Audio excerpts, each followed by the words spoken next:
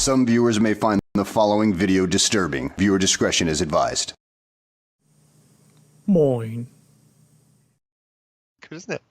Hello, everybody. Welcome to Baba Cordova and Friends. That's great, though. So, I mean, this is only a small section of it. It's a fucking majestic piece of art. Yeah, you should have on some sort of thing somewhere. you need to make that for a 15 mil army. Oh yeah. Just put it on all of the Polish regiments in the Napoleonic Wars. Every one of them gets this magnificent beast. Baba Cordova, salute. Boba Korva. Yeah, Podolsk. It's good. Welcome, team. What's up? Crispin, Dutch, Jamis, Katz, Tufti, Duke, and Crispin. Did I say Crispin? Again, Crispin. Hello. Crispin or Luton, it's up to you. Oh, also, Games Exclusive is going to my mini factory. It's a beaver. There was a thing on the internet a few weeks ago where some random drunk Pole spotted a beaver, which is bobber in Polish, and was just talking at it for fucking ages as he followed it. And then it went down to the river. I think he may have tried to pick it up and may have tried to bite him at one point. So there was a lot of bobber, kurva, bobber, as he's stalking it around the road in the middle of the night with his phone out and the light on. It's weird. that's almost as good as the Bavarians a few years back that helped the poor beaver carry his log across the streets. Do you remember that? Very, very decent, was it? But it was a big fucking log. It was like far beyond what that thing's going to be tracking. There were, I think, 3 or 4 guys in a car crossing a road, and then all of a sudden, in the middle of the road, in the middle of the night, there's a beaver trying to haul a whole tree across the street. And one gets out of the car and just picks up the other end of the tree and starts carrying it across the street. It's just boggles. That's the way to do it. That's the way to do it. Need to figure out the squares for the printing. Oh, of course, because you're 3D printing your Dungeon Saga, aren't you? Oh, clever, Mr. Rod. Because it is Christmas, by the way, I'm having vocation plum pudding. It's an imperial stout. Contains Christmas pudding, cherry, brandy, imperial stout. For a second, I thought you said it contains Crispin. It also contains Crispin. Thick and sticky mouthfeel, dried fruit and spice aromas, all the flavours of Christmas pudding doused in flaming cherry brandy. It's a fucking pie. But there you go. That sounds horrible. I could not. It was Christmas. Christmas. Pants are 1 krona, apparently. I'm pretty sure that doesn't mean that. I have no idea what that means. But, you know, that's not going to show up. But it says right there, pant 1 krona. So, anyway, it's also getting your money's worth out of foreign beers, then. Yeah, but it can't be foreign. It must be British, because it's a traditional Christmas pudding, and B, all the measurements in retard units. Oh. Where are you from? Cragvale, Hebden Bridge. That's not helping me out. HX75TT. Who knows their postcodes? Anyone? I guess Pete would, but I can't see him around here. Oh, shame. Anyway, it's 12.5%, so get in there, Christmas, huh? Yeah, on regards what I'm drinking, take a wild guess. It's Hitler juice. No, it's not. Oh, it's like, fuck for that. Is it? Well, actually, I was going to guess, and then I've just remembered you told me, like, last week what it was. Now, for tonight, because tomorrow is still work, it's just orange lemonade. Ah, right, okay. With a slight helping of Motorhead juice coming later this evening. Excellent. So I'm not mixing, don't panic. I've got No. a separate container for my Motorhead juice. I may be a savage at times, but I'm not a heathen. Never mix your Motorhead with your orange. Otherwise, you end up with that Hitler juice. It's worse. Halifax. Oh, okay. It's a northern beer. There we go. See, kebabs on board. Dan Lee's there as well. Get in there. Look at that. Huh? Hello, everybody. Booyah. Booyah. They're all coming out. All the postcode fans. Huh? Fucking every one of them. Oh, they're like the equivalent of stamp collectors. Give them a postcode. They can't get enough of it. Huh? The irony is we had a, what you called it? They introduced postcodes in Ireland like 3 years ago. And nobody fucking used them. Shortly after reunification, we went from 4-digit codes to 5-digit codes, and they made an actual ad campaign for the postal service. Nice. And now take a wild guess what they used as a what you call it? Mascot. Yeah, mascot. I mean, the horn has been the thing for the post service in Germany for fucking ever. That curled horn. Surely that should have been the mascot. Some sort of creepy horn. Nope. No. It was an animated glove with 2 legs and eyes. So think of Clippy, but as a hat, as a hand that just ran around telling people we now have 5-digit in our postcode. Oh, fair enough. 5. Fair enough. It could be much worse. Oh, it could have been. Could have been much worse. Anyway. Yeah, so it's good times. Good times are had by all. It was very interesting times indeed. Late 90s for the win. Just shortly before the 2-year crisis and panic that all PCs would go boom. Well, we're still waiting on that. That could happen any day now. All depends whether or not the Mayan calendar was wrong. No, that's just a typo. What shit words for postcodes? Mate, it's good. Honestly, you should see that they brought the postcode into Ireland there. I want to say it was 3 years ago for the first time. It's not like they expanded postcodes or anything. They just went, we need postcodes. And up until then, nobody really bothered with it. And like street names and stuff, you know. They more or less, if I was sending stuff to my aunt and uncle in Blaney, I'd send it, you know, you just put down for the dignums. Yeah, just cast Blaney. And the postman just went, oh, it's for the dignums. Everybody fucking knows everybody. And I'm trying to get any of my older relatives to actually use the postcode, or it's called the air code, for when they send any packages or mail. Even my mother was sending Christmas cards recently, and she was going, oh, I don't know what that is for Sally. I'll not bother. They know who she is. Just go write it down. She's going, all right, fair enough. You tear away. A name, a number for the house, and the street, if you can remember it, that's good enough.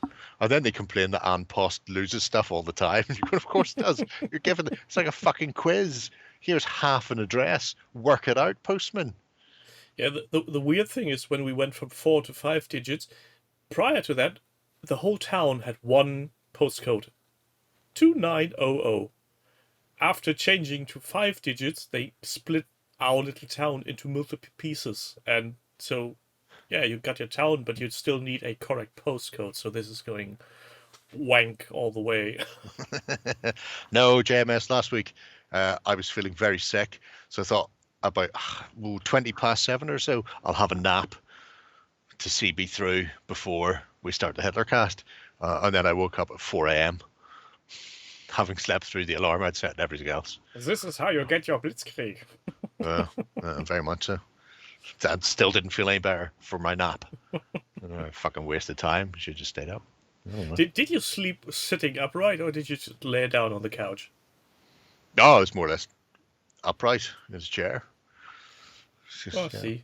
So it was good. It was good times. Feel better now. I feel better now. I had a wobbly moment over the weekend where, to break up the flu that I had, I was being vomity. So that was a nice change of pace. Yeah, so that was good. Kept me out mischieving off the streets. It was good times. Anyway. Yes. Did people do hobby? Yeah, people did hobby. Yeah. Horrible people. Yeah. Let's talk about them. Oh, well, the worst people out there. Absolute worst. Actually, that's not true. Not the absolute worst. They're coming up in the community awards over Christmas. They are the absolute worst. There's some things I said were very close to the bone in that show. But thankfully, I don't think any of the editors can be arsed editing out anything I say.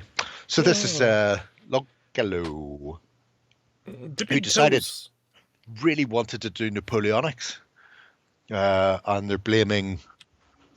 I think he's blaming Tolstoy and Jan Muscat in that order. But he decided he wasn't going to piss money up the wall, and so went with Peter's Paperboys.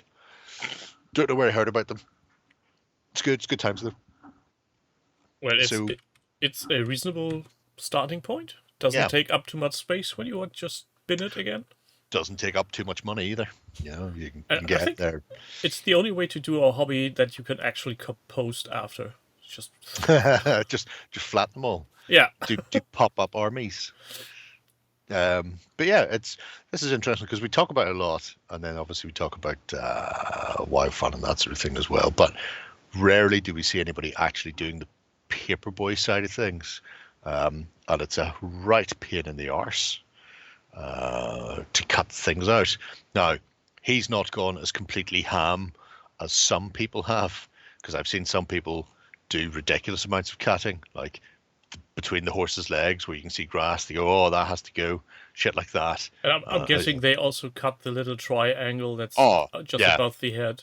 Yeah, none of that would be happening. It would all be trimmed to silhouette, which is a level of trimming I couldn't be arsed with.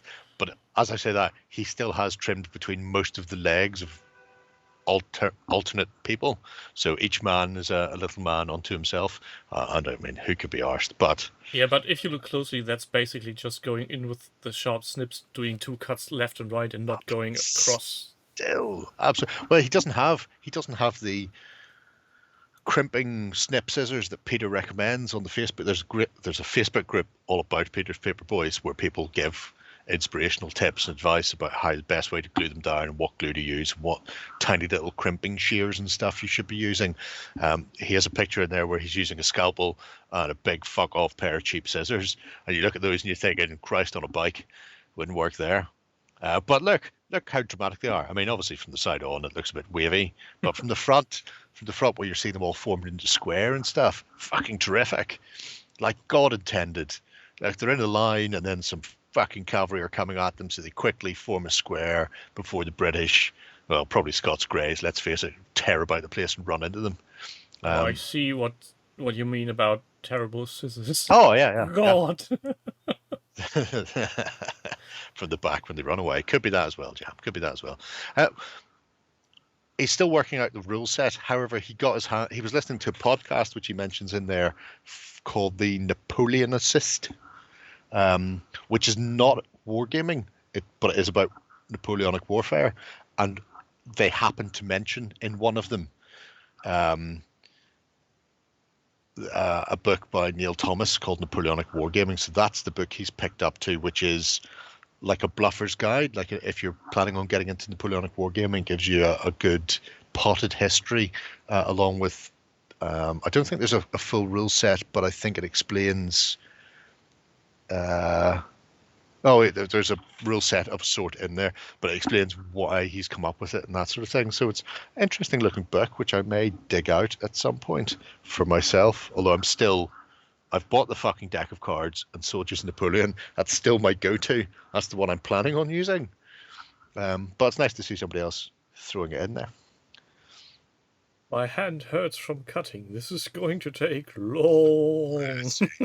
That's why you need one of those crippy cut thingy, watch them with cames or whatever the fuck they're. I don't know. They all seem very expensive. I'm pretty sure there's some kind of tool for the DIY card makers where you just plug it in and just goes crunk.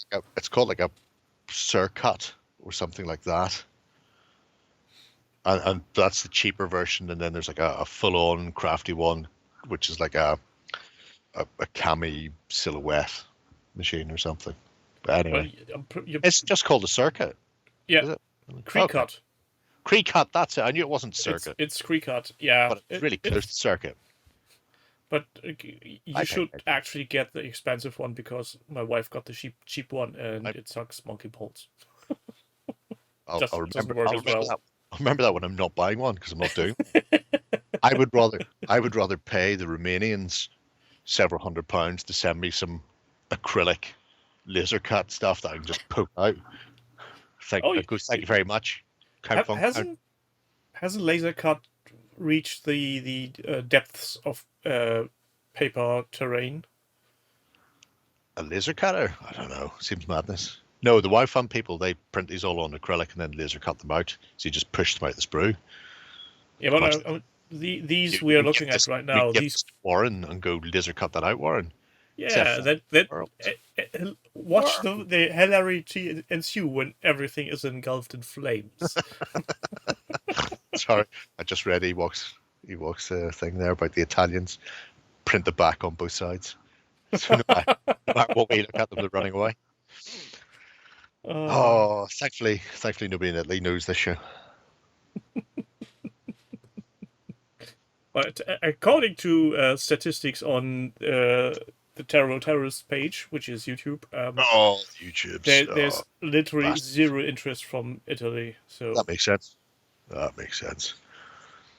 They're all too busy driving Vespas and drinking tiny coffees. Oh, espresso's grand. Love it. Pretty sure that's all they do in Italy. I could work hours just fueled by espresso. James Scott, why do you spat out your tea? Oh, because of Ewok kebab. Ewok kebabs. Double-sided. Anyway. But yeah, so there you go. That's Lunkello's cunning plan for his tiny paper Napoleonics. And like I said, it'll be nice to see. I keep seeing people do Napoleonics, and it keeps making me want to do something. I just can't be arsed because I'm a lazy fucker. Well, I do like enjoying watching them, but they don't really tickle my balls in any kind of way. No, but look at them. They look great. Maybe it's because they look too much military. Sweet like candy. It's how nature intended them to look. Okay. Somebody added a dimension. Just absolute worst. Anyway, so yeah. My chat is paused due to scroll. Maybe you went up a bit. Oh, fuck itself. Oh, look. Somebody is doing an advent calendar. Well, a couple of people are doing the advent calendar. I'm not, because once again, I have no idea where I've put it.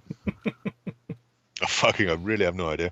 I know I put it in a box to keep it safe. I don't even know what the fucking box is. So it's just gone. Anyway, I picked this one over Simon's because Simon hasn't bothered painting any of their stuff, whereas SSG1, there you go, that's a hell of a name. Stargate 1? That's pretty much what I was imagining.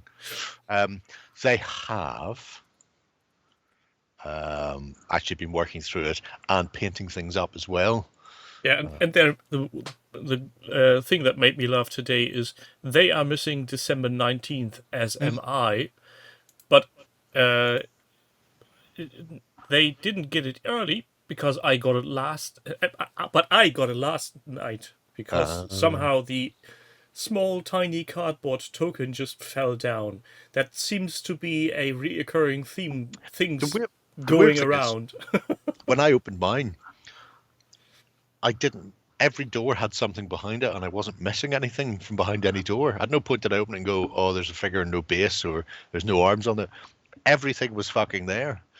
So the only person who couldn't give a shit about the advent calendar thing, who opened it all on day one, was me, and I had a perfect advent calendar. Anyway, maybe that's the reason, because yours always laid flat, and then you just tossed it all out. That's true. And mine was standing upright as it is intended.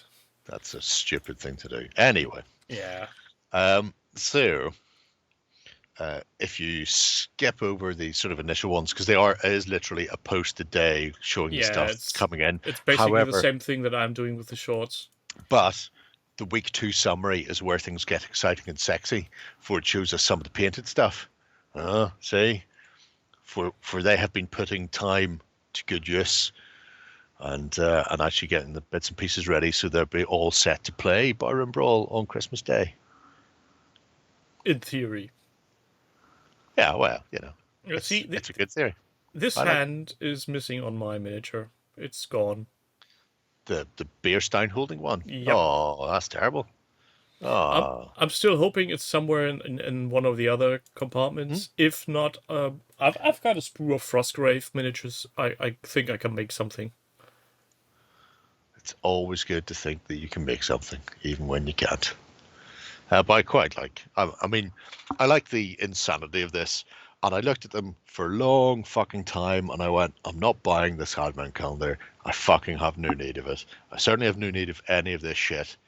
Any of that. Don't need any of that. I've got tons of Tree and Crate. And then I looked at the special Christmas versions of them again, and I went, well, that's pointless. I don't need those either. And then I looked up there at my Christmas Dwarf and Insanity Claus and my 2000 AD Santa from GW from the fucking late 80s, and I went, I'll be really annoyed next year when they don't do these anymore. Oh, I'll fucking have them then. By this rate, you're doing your own nativity scene next year. Oh yeah, much better than that one with that Jeebus character in it. Before we go on any further, can anybody tell me what the fuck these orange things are supposed to be? I can't make heads nor tails from them. Could be flames for the fire. No, because the fire already has flames. Could be the traditional. See, there's the fireplace with the could be fire. the traditional cluster of mangoes. Everybody loves a cluster of Christmas mangoes. It just doesn't make any sense. No idea. Especially since it came with all the small detailed stuff that's depicted on this largy thing. So toes. Small collection of traffic cones. These are all good questions / answers. I mean, it could be any of that. No, the presents have coal inside already. There's nothing to put him on. It's just no. But you could set the fire on top of the coals, then they'd be lit up. Although, if you've ever have a brazier up there with flames that high coming off the top of it, you've done something very wrong. Yeah, you're having problems at that point. I think it's more likely to be traditional mangoes. I'm still hoping that when 24 doors opened and I can pull out the instruction manual, that there will be some kind of explanation on what they are. Oh, I could tell you if I could find mine, but I can't. Where would be the fun in that? Well, that's People true. will now have to wait until next year for me to find out what it is. Yeah. Yeah. It's the way to do it. It's like one year my mother sent my brother down the town to pick up some cards, so she could send Christmas cards to the neighbours and all the rest. And he came up with a bag of carrots. He thought she had said Christmas carrots. She said Christmas cards, and we looked at him and went, Christmas carrots? It's not I mean, sure, you eat carrots at Christmas, but it's not a traditional Christmas thing that you would need to put Christmas in front of. And we're not posting these to people because they'll look at us odd. Can you just imagine going through with it, just writing something on the carrot, putting a stamp on it? Put a stamp on it and send it, stick in the post box. We'll send that bunch of carrots. Just hand deliver them to the people next day. So much, but it's just. Oh, I mean, to be fair, he would have been 10, 11 at the time, something, in the old days when you could send a child down the town to go and buy stuff without worry about them being, mugged or raped or whatever it is that they get these days. But I'll never forget Christmas carrots, and we'll never let him forget either. That's the thing. Christmas carrots. Christmas carrots. Oh, this is good. Go and pick me up some Christmas carrots. There's Dee. I need to. Someone remind me in November next year. I need to send out Christmas carrots to people. Do you guys know if the Train Crate Dungeon in the Box comes with a cool rule book? Ooh. Do you mean, well, they do a couple of different things. They do the Christmas cards on my head. They do Train Crate boxes, but they also do GM scenario boxes that come with a 5th edition D&D scenario. So you'll get like the Wizard's Tower, and it's a mini scenario that uses all the bits and pieces that they put in that, but they're specific scenario boxes that you can put together. So I don't know if there's a particularly cool rulebook, but there's certainly a rulebook and scenario in the, I think they're called like GM Mini Adventures, something like that. Lesson. No, not the cock. Unfortunately, not D&D, the lesser man's role-playing game. Yeah, the sad. The sad. company that just laid off a big number of people prior to the holidays. They only laid off an extra 1,100 3 weeks before the end of the year after telling people they were going to do 900 last year. So last December they went, we're going to do 900 people next year, and then over this year for 11 and a half months they gradually laid off all 900 people, and then they very quickly nipped in and went, we're going to do you a solid, we're sacking 1,100 of you, but we're going to do it 2 weeks before Christmas so you get time to prepare. Yeah, grand. Cry yourself to sleep for Christmas. Oh, bastards. Bet they use the extra money to make a sparkle pony or something for their fucking D&D online shite. I've read your post on that in the forum. It's true. Yeah, that's why StarCraft they've never made another StarCraft, because the very first Sparkle Pony for World of Warcraft made more money than 4 years of development and programming of StarCraft 2, at which point Blizzard went, why the fuck are we making other games when we can just sell fucking Bobber Curva and ponies and shit to people that we don't even have, fuck it, it's just another mount. Great. We'll make more money out of it. D&D will be exactly the same, and I give it 3 years, and D&D is just doing that, and then 2 years after that they'll start phasing out the books. By the time we hit the 10th anniversary of D&D 1, isn't that what they're calling the 6th edition? D&D Forever, D&D something. By the time they hit the 10th anniversary, physical media will be gone. It will just be playing online, showing people your guild house and all your shiny shit that you've bought off them at inflated prices. And they will do it as a reaction to the horrible natural causes everywhere outside in the world to save a few trees. That will be the public stance. That's fine. Everybody hates trees anyway. As Ronald Reagan told us, trees steal all your oxygen. So. Can you imagine how people would react if trees would provide Wi-Fi? How fast they would try to save them? Oh, that's true. That is very true. Little Timmy can't have his operation because Hasbro laid off. As well, it's fine. Little Timmy probably doesn't deserve it. Remember when he died? Tiny Tim. Does he die in modern? Probably hasn't died in any modern Christmas Carol thing in fucking age. I think that would be terrible. The most recent one I can recall is the Jim Carrey one, and I think he's dead in that one. Oh, that's good. Never liked Timmy. Fuck you, Tiny Tim, you little shit. It's the name, isn't it? It is. It's very much the name. Okay. I find I hate all Tims. Tims, Timothy, Timmies, Timbulars.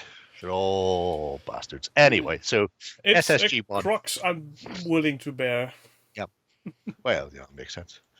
Yeah, we can live vicariously through SSG1's advent calendar, because certainly I have no fucking clue as to where any of mine is. And hopefully I'll find it for next year. Hopefully. Most of the content is here. I'm having a look at those things in the brown before they get painted up, just in case it has any reflection on what I should be looking at. Could they be singing rats? Could they all be like rats?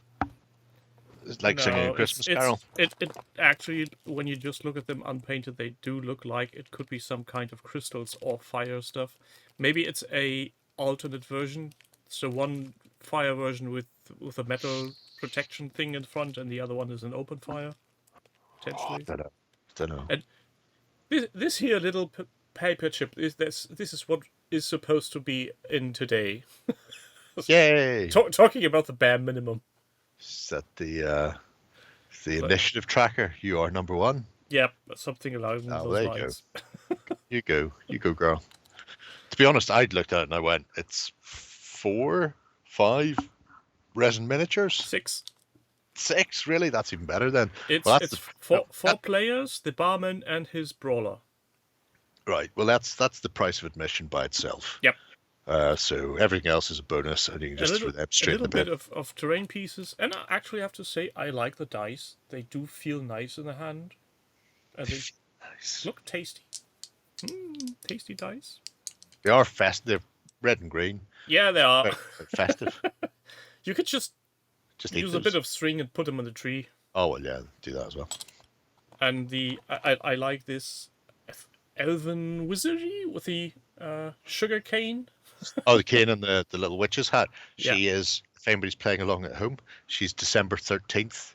You'll be able to see that up close and personal by just scrolling down in the project I've listed. So, yeah. I'm excited on what's in it. Glad he dies in tomorrow. the Muppets as well, Damon. Anyway, Yeah, there's a set of dice in it. I think dice were 2 days ago or something. Sure, if you say so, Mr. Man. That's not a pleasuring shtick, Mr. Dutch. Please keep your mind out of the gutter. Leave that to Crispin. Filthy. Yeah, filthy animals. Speaking of filthy. Filthy Ewok Kebab doing what exactly now? Oh, Yet another project? This is one of Ewok's not privated ones.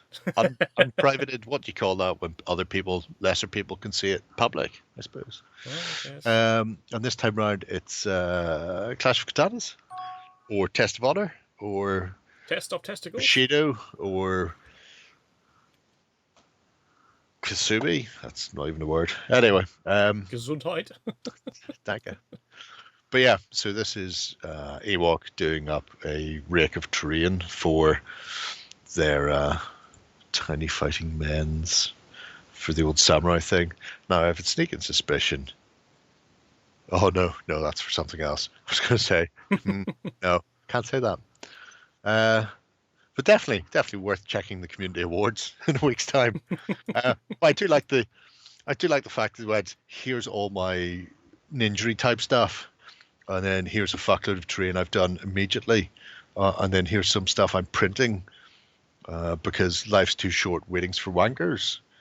He screams as he flicks the V's, presumably. And I don't know what I like more. The terrain looks cracking. But the little miniature sets are fucking really nice. And they all seem to be... I don't know if they're grouped for any particular reason, if these are the blisters from Test of Honor, or if it's just I've put these groups together. I imagine Test of Honor probably comes like that, but most of the time they look like they're sort of they feel a bit like they're grouped. Yeah. The only time I've ever seen any Test of Honor stuff, it's always been like 6-man units, not 3-man blisters, if you know what I mean. So if so only there was a way to ask him. Oh, there is no way there. There's no way to. It's crying shame. Ewok It's never terrible. to read. So. Welcome, Zorg. Oh, there's Annie's miniatures in there as well. Oh, that's interesting because I know she's done a samurai lady, but I didn't realize she'd done more than a samurai lady. There's a man with a beehive. And a drinking one. But yeah, the whole kit. Oh yeah, it's with that little samurai dog or whatever it is in the armor, because that's from Annie, isn't it? She did those things. Is the plan to run these as war bands? I know you say Test of Honor, but I mean, who could be arsed playing that? Or have you other plans for it? Because you generally stick in 2 or 3 different game nods in here, and then we're all left wondering what you're doing with your life. Speaking of odd things, I don't know why this just popped to mind. Has Shay already ordered the Tomb King's Old World stuff? I don't think so. Is it up for order? I don't think it's up for order yet. Well, since the box art leaked. I don't know. I'll find out tomorrow when I'm up seeing him. He's been off for a couple of weeks because he got well, Saga, for example, would be great, but they haven't done. They are doing a feudal Japanese Saga, but we don't know when it's going to come out, so they haven't done one yet. But yeah, he's been off with. He had like a ingrowing toenail / infected foot. It swelled up to the size of a small pig, which is why he hasn't been around for a couple of weeks. Well, And not just because I hit him. Yeah, it's not technically the box art that leaked. Somebody took a picture of the pre-cut cardboard before they got folded. Tiny little Chinese person to fold them all up. Yeah, and 2 things sprang to my mind, to my attention. It's just a single force, so not two armies. And the box is called the Camry edition, so I'm guessing Games Workshop will release army boxes and not a two-player starter set of any kind. I think they'd already said that that's what they were doing. Certainly for the first two armies, Khemri and Bretonians are getting. They're not doing a two-player starter. They're doing a army starter. So most of the people have just been looking at it going, classic undead. That'll reduce the price on Fleabay from the scalpers. I'll no longer have to pay 25 quid to get 5 plastic fucking skeleton horses. Yeah, that's my first impression as well. This will be for people who want to complete their collection from the late 90s. Yeah, pretty much. No, I don't believe there are any pictures of his foot. John might actually. I don't know. We'll find out. I'm pretty sure Shay hasn't taken any pictures of his foot. No. Need to convince Ronnie that Epic Warpath needs magic whippy sticks. No. Can't get Ronnie to put them on proper square bases and use centimeters. He keeps wanting to use inches for stuff. It's a war gone mad. Anyway. War Games Atlantic are doing plastic skeleton. They are. Oh, yes, they are. To use with their chariots and cavalry and then match the plastics. I could be tempted to do a full undead army then. So I'm going to do a Kickstarter now, and I'm going to make my extra specially flexible, posable measuring device. Do you remember there used to be a person called Az? Yes. So I was up.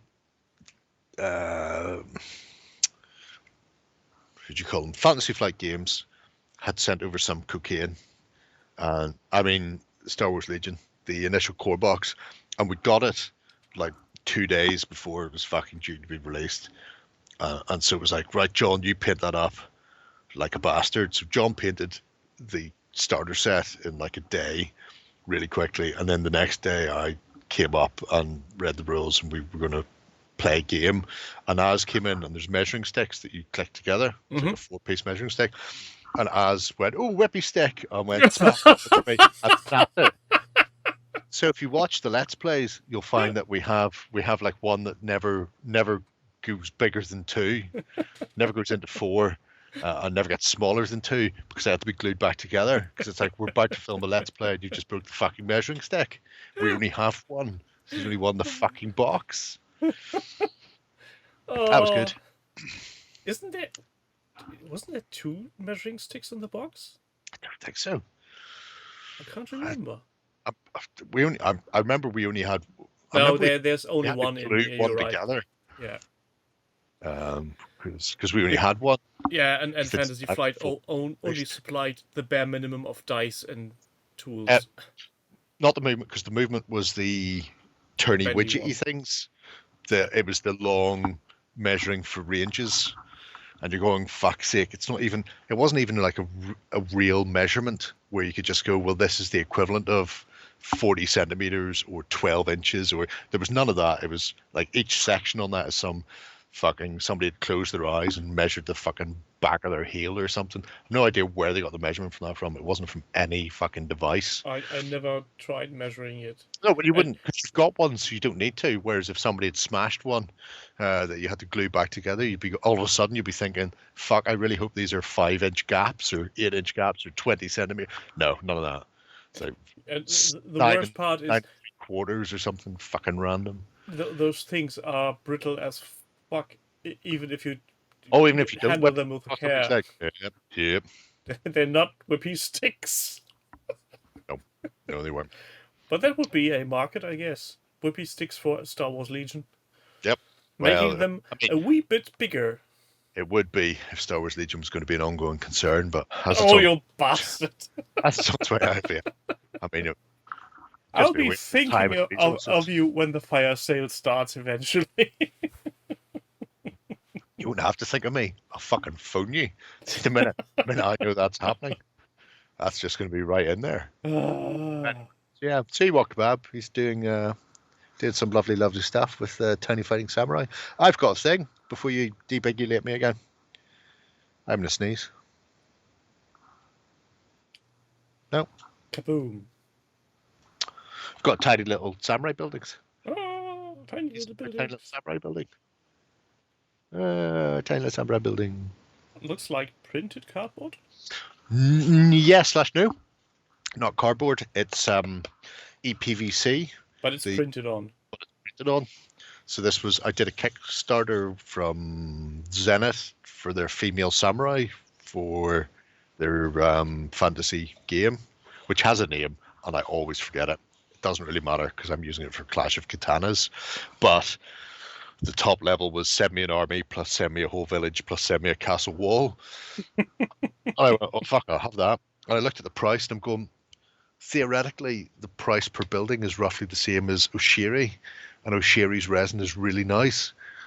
It's better than this, but then I'd have to get it and paint it. And I just went, oh, where's this? These arrived like yesterday, and then I ran some glue down it and a paint pen to cover the white PVC sides where the joins butted and stuff. I went, oh man, that's great. I've got like 9 of these buildings of various sizes and a bridge and a Tory gate and stuff, and yeah, I'm quite prepared not to have the fine detail of a resin miniature for having tiny little fluffy plastic thing that I can just chuck wherever I want and then go, oh, that. Yeah, I think the main advantage of these is you could put them in the box and put the box on top of anything because they weigh literally nothing.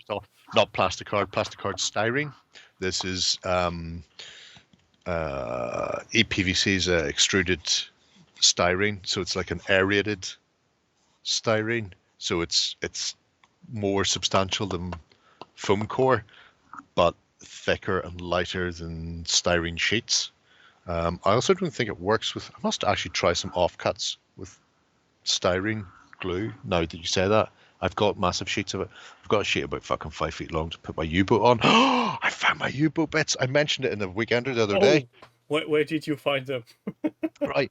So the missing the little cutter and stuff for the front that I've been looking for fucking ever. Back there, which you can't see because there's a bobber in the way. But back here in the distance is flock and stuff. And I happened to put a bag full of precision snow and ice flock because I needed the tiny little sieve for making your snow perfectly lovely. And when I was taking all the stuff out of that bag, they were on the bottom. So at some point I've been doing snow baiting and I just swept those in there. Like fucking 5 years ago. And I've never done anything since. I put it all back on the shelf. I was happy to see those. It's great. Great days. Soap Dodger wants to know if you have found the submariners. Yes. Oh, I have them just there. I know exactly where they are. Everything is together, Soap. So that's why I hooked out the PVC sheet, because my plan is to put the U-boat on it, cut the thing out, put the polystyrene / tinfoil on it for the waves, and then have it all ready. Because I've already worked out, because I'm using magnets, I can actually cut the waves to come right up to the ship, and then I can take the central sections out and then slide the two ends away, because they can then lift out of the middle. And then whenever I go to put it back in, I put them in, slide them to fit, and then drop in the central section, and that will tighten it all up. And may now have perfect waveform around it as well. So now you need to put everything you've got into a box and store it somewhere safely. Put it in a box. Look, we all know, right? If I'm asking in future, we know the mariners are over there in that little tub. Take note, internet. Take note. The cutter is here with this tray full of beat 'em up miniatures from Trader's Galaxy, but that doesn't matter because I'm not using that because it's too thin. It's made out of like fucking. There's like a lot of lead in that Empress miniatures thing, and certainly I'm not using the actual poles for it because it's far too weak. So I'm replacing those with brass, and this metal piece, which is very flat in places, I'll be just cutting that myself in styrene. So I just needed that for the sizing as a template. So once that's done, I mean, I'm pretty much done. Looking forward to the reveal in 2024. I'll do it for my first weekender, which I think is going to be like the 5th of January or something. For the XLBS, that'll be my hobby time. You all heard it here first. You can could hold it also up. just make it your spring clean challenge project. I'm not doing this. Oh, I'll be out of the way before spring clean. You Write the location in chat, and we rambunctious can minx. screenshot. I'm just moving on. Just moving on with all of you. Here's it. Let's deflate Jerry here to get some Don't need to lovely deflate looks at James Stockwell's stuff. Don't need to deflate me at all. Cats. He's showing off, isn't he? Look at those wagons. That's He's some got- kind of road track. He's got Western wagons, covered wagons, papal carousels, little. I suppose they're road prisons. There's a whole fucking wagon train going on here. It's great. Unfortunately, most of them died of dysentery before they made it across. Good times. Good times. Still has, annoyingly, he has multiple of the original Steam tanks. steam tanks. I don't know where mine are. That's not entirely true. I know where the captain is, and like part of the engine block. Fucking having it. I don't even remember breaking it down because it was all painted. Which one did you have? The one with the cannon or with the other thing in front? Only came with the cannon. Ah, okay. The Hellblaster volley gun, von Meinkauf's Whirling Cavalcade of Death, that he's added wasn't even an option until 7th edition, when they decided that they would make the plastic kit with all the options on it. So JMS was cheating there, but mine was lead as well, which really offends me that I don't know where it is. I've got the plastic one, but it's just not the same. Anyway, a lot of cannonry going on, which is good. But I'm really here for the Kislevites, to be brutally honest. Oh, I can assure you, Tauros, I will spend it in the most horrible way possible. Oh, he puts it all aside when he's got enough money for brown lemonade. He does that and then gets hooked up and walks into town. Secretly, I am having another YouTube channel where I debase classic Warhammer Fantasy square-based miniatures and put them on ugly round ones. Oh, God. It's called Only Bases. Oh, you're the worst. So what about the fact that you were allowed to have tasteful porn on Twitch for about 25 minutes before everybody started getting their fucking nips and cocks out, and then Twitch went, "We made a horrible mistake. Let's stop that." Before Pun Dancer gets his hot tub filled. Were you filming that at the time? You stand there with a hose, just waiting. The tub was almost full when they stopped with that. Oh, bastards! Terrible bastards. Let's have a look at the Kislevites, which are great. It's had samurai in place because, like most of JMS's stuff, it's Lord of the Ring / Middle Earth adjacent. So his Kislevites aren't crazy Russian / Poles. They're Crazy called? Chinese. No, they're Kandish. Is that what they are in Lord of the Rings? They're the Eastern people, the people who have the Mumikills and stuff like that. We have to ask Ben for that. I don't know.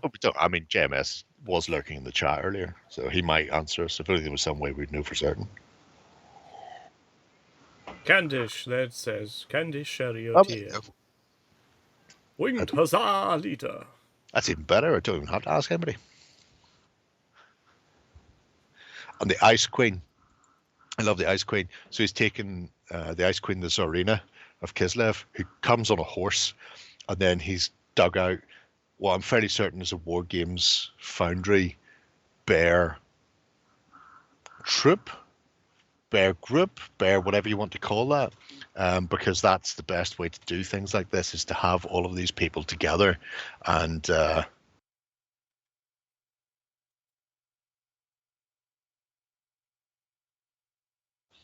then stick them all together to make your own Ice Queen on a bear with friends.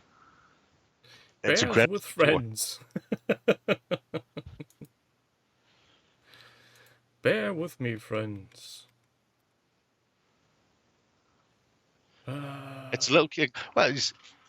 It feels very Kings of War now, but at one stage they did have a Kislevite leader mounted on a bear, which they released for, I'm going to say, about 3.5 months when they decided they would sell Kislevites, and now it goes for an appalling amount of money on the internet. So much so that it's probably the reason that GW turned around and went, you know what we need to do? We need to start Warhammer the Old World with Kislevites. And that's why 3 years ago, when Kings of War 3rd edition was being released, and they went, we're going to bring back the Old World, but we're going to do it with Kislevites. And everybody went, oh, that's great. And then they Talk to us forgot. again when you're releasing anything. They forgot what they said they were going to do. Skip on 3 years, and they've gone, we're going to sell you the fucking Dry Undead again, who are absolute cocksuckers. And speaking of the terrible company that is Games Workshop, bastards. do you happen to know if the things they are selling via made to order, do they come in the original material, or are they done in weird resin bits? For a while, it was weird resin bits, but I've a friend got some of them made to order Imperial Guard, and they were metal. So I think you have to double check what they say they're going to be producing it in. But I think most of the CO cast / fail cast got fucked in the bin, and it was easier for them just to pull out the old metal molds and spin cast them up. So yeah, the reason I'm asking, someone on Mastodon showed a picture of a very poor resin cast Goblin Shaman, and he was asking where can I find the rest of this. And it turns out it was a old set of Goblin Shamans that were made to order. And every information I could find, they were always metal. So I'm guessing the thing he got was a bad sculpted recast. A recast, yeah. Because there was so much flashing on that thing. Well, I mean, GW were not adverse to sending out stuff with a ton of flashing on it. Yeah, that's true. But then again, doing another set of molds where you have the metal molds sitting there is quite a... Finecast didn't use the metal molds. Everything Finecasted had to be reproduced in a new mold for the machine because it was injection molded. It needed to be done under pressure, which the metal molds couldn't be. So, that was probably just an excuse for shit quality control. But, you know. Yeah, but it looked like a recast, so not as detailed, and yeah. But he now knows what to look out for to get his gobbly bits. Depends whether, I mean, presumably he didn't order it directly from Games Workshop because he would have went, this is shit, I'll have that back, please. No, and they haven't been on sale for quite some time, so they're out of production. So he bought it from somebody else? Yeah, as far as I understand, he bought one of the two that were in the set from Freebay, and now wanted the other one to complete his collection, and then just found out, oh, this is a set? Oh, fuck. In which case, you just go back to Fleabag and go, I've been sold a recast. And then Fleabag go, we'll refund you the money, fuck the seller, and you just destroy whatever you've got. And you go, yeah, I'll do that now. Tuffy, I didn't say I've got a friend. It's an acquaintance on another social media network. Important distinction. No. Finecast was bad for whole other reasons. Finecast was bad for the same reason COcast is bad now. I'm fairly certain that they were doing COcast in advance of everybody else. And it was just because they had their own sprues for miniatures that surrounded them. But in the same way, people are going, well, this is hot rubbery pish. I think the marketing was Failcast will be as good as resin and metal at a fraction of the price, and it just fell flat on its face. Oh yeah, but it was none of those things. And nobody acknowledged the emperor without his clothes. Oh, everybody did. We all lined up. Not internally. Not internally. Horseshit. No, but nobody cares. As the last CEO I spoke to said, I don't know why anybody would buy any of the things we sell. That was Mark Wells, by the way. If anybody's keeping track of Bell End CEOs at Games Workshop, it's difficult because they go through them at knots. And this kind of thing happens always to companies that go out and sell themselves to shareholders, I feel. Well, at that point, you don't need somebody who actually knows anything about the brand. You just need somebody who's going to make value for the shareholders. And the best way to do that is by selling random shit. Sell shit to these idiots who buy this shit. Why are they fucking spending this money?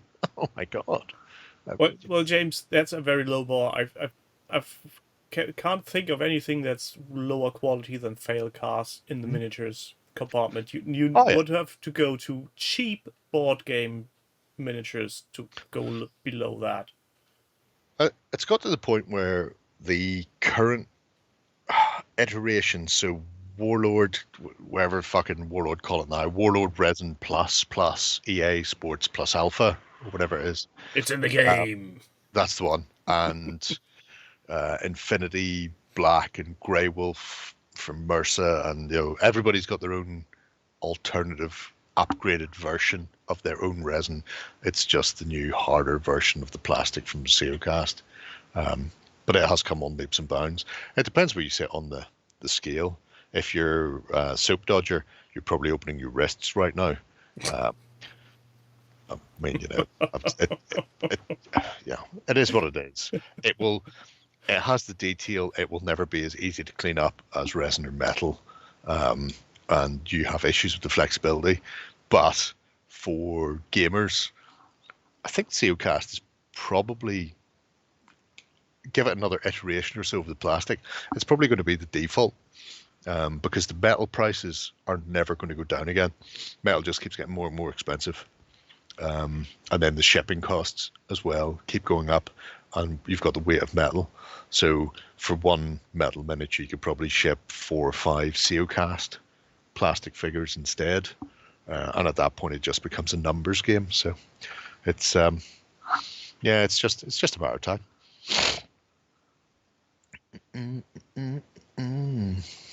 It's very good at square tires. Well, that's handy. That is handy. Yeah, I wouldn't say it's made up bullshit. It is just what it is. It's a reusable thermoplastic. So if they can get the detail that they could get from metal and resin, and in most cases they can, the only thing is they do it in one piece. So if they did it in multiple parts, you wouldn't have the issues with having to clean off terrible mold lines, but then that would mean more molds for the same model, at which point they start losing money again. So they just go, fuck it, we can do it in a one-piece mold, clean up's a ball bag, but we're not cleaning these up, we're just selling them. So it's, and I think we need to be fair against the inventors of Zeocast. They actually told everybody from day one, each miniature, each kind of product you're doing needs to be dialed in. There's no one-stop solution. It's a learning curve for every new product. And I think at that point you can blame companies if they fuck it up. No, well, 100%. Well, yes, you can blame companies for fucking up, but also, even if they have it dialed in, or if they oversell the product, it's still a shit material to clean up. Yeah, with the best will in the world, there's going to be mold lines somewhere because you've got a mold.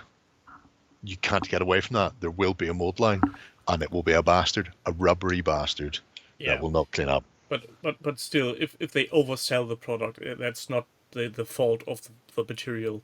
Oh, you've not had to clean up anything. Oh, you lucky duck, Jam, you lucky duck. Or he might need some new glasses. I mean, so most of us don't care if we get cancer. You should probably. What if you say impotence causing testicle shrinking? I'm more worried about that than cancer. Cancer. You only have to worry about cancer if you get a checkup and they tell you you've got cancer. As long as you ignore that, you find you die. Whereas your testicle shrinking, you'll notice that. Oh yeah, you will. Or if they start 100%. To blow up. No, because if you go testicle swelling, people go, "Ooh, nice." No. we go for the old shrinkage. Most Big of us would know this. For every Zeocast model you touch. Yeah, exactly. If we all realize that within 20, 30 minutes. At what point do we get negative values? Zeocast. Depends on the percentage reduction. If it's a half of every couple of hours. It's a percentage, not a fixed measurement that goes down. No, because that'd be very unfair on some people and less so on others. It's better if it's just did you see the site's review of the scrotum? No, I didn't. I can't get onto YouTube because I don't give them to terrorists. Jam. So I haven't seen anything since I nuked my account. Unless it's an embed on a Kickstarter, which is probably about the height of it these days. So, yeah, don't know. Do we want to look at other people's projects again? Curious as to what the scrotum is now. But, A yeah, horrible sure. movie, presumably. Say horrible. Don't know, it's horrible. That is true. These are snacks. Danger noodles. Danga noodles. But though the one on the left looks more like a turd, but That's the most dangerous of all noodles. Dangerous. but is it venomous or poisonous? You know. Neither, but it can hurt you in other ways. It's very yes. versed in philosophy. Those are snakes for cowboys, Crispin. So this is Blipvertus's ongoing. I mean, I'm going to say homage. I think he did start by going, "I blame you, Jerry, for this." But I'm going to say it's a homage to me, this project, more than a damning indictment of anything. But I am looking forward to seeing where he goes, because he's been slowly building up the town, the figures and everything else. And he sent me a message the other day that he's going to send me a copy of the Wiley Games Fistful of Lead rules, which I've been really keen on seeing for a while now. So, Wouldn't this also fit into the game that Ben's friend is creating?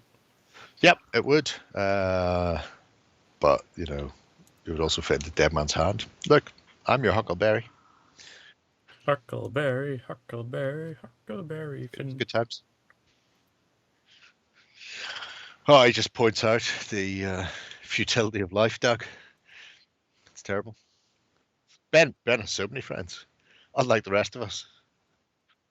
Ben is the only one with a proper life besides on tabletop. Really fucking annoying. In many respects. He's young, he's got friends. I mean, he's got a partner, hot house. It's just, fucking allotment. He's not hiding in a shed. Grew leaks or stuff. I don't know. Anyway, but yeah, it's a really nice little project that starts with I'm going to put together a town, and then from there goes, I've done my town, now I'm going to put together all the bastards who should be in my town, including, you know, wagonry and snacks. All civilians that are going to be shot dead at any point. Shot dead in the face. No more than they deserve. It's good. And is running boot camps and cutting you all out. Oh, probably. When you think about it, it makes a lot of sense. I would if I was him. And he's probably selling some kind of semi-illegal substances. Like Fantasy Flight Games, Star Wars Legion. Fantasy Flight Games surplus and shavings from Boros and Badgers.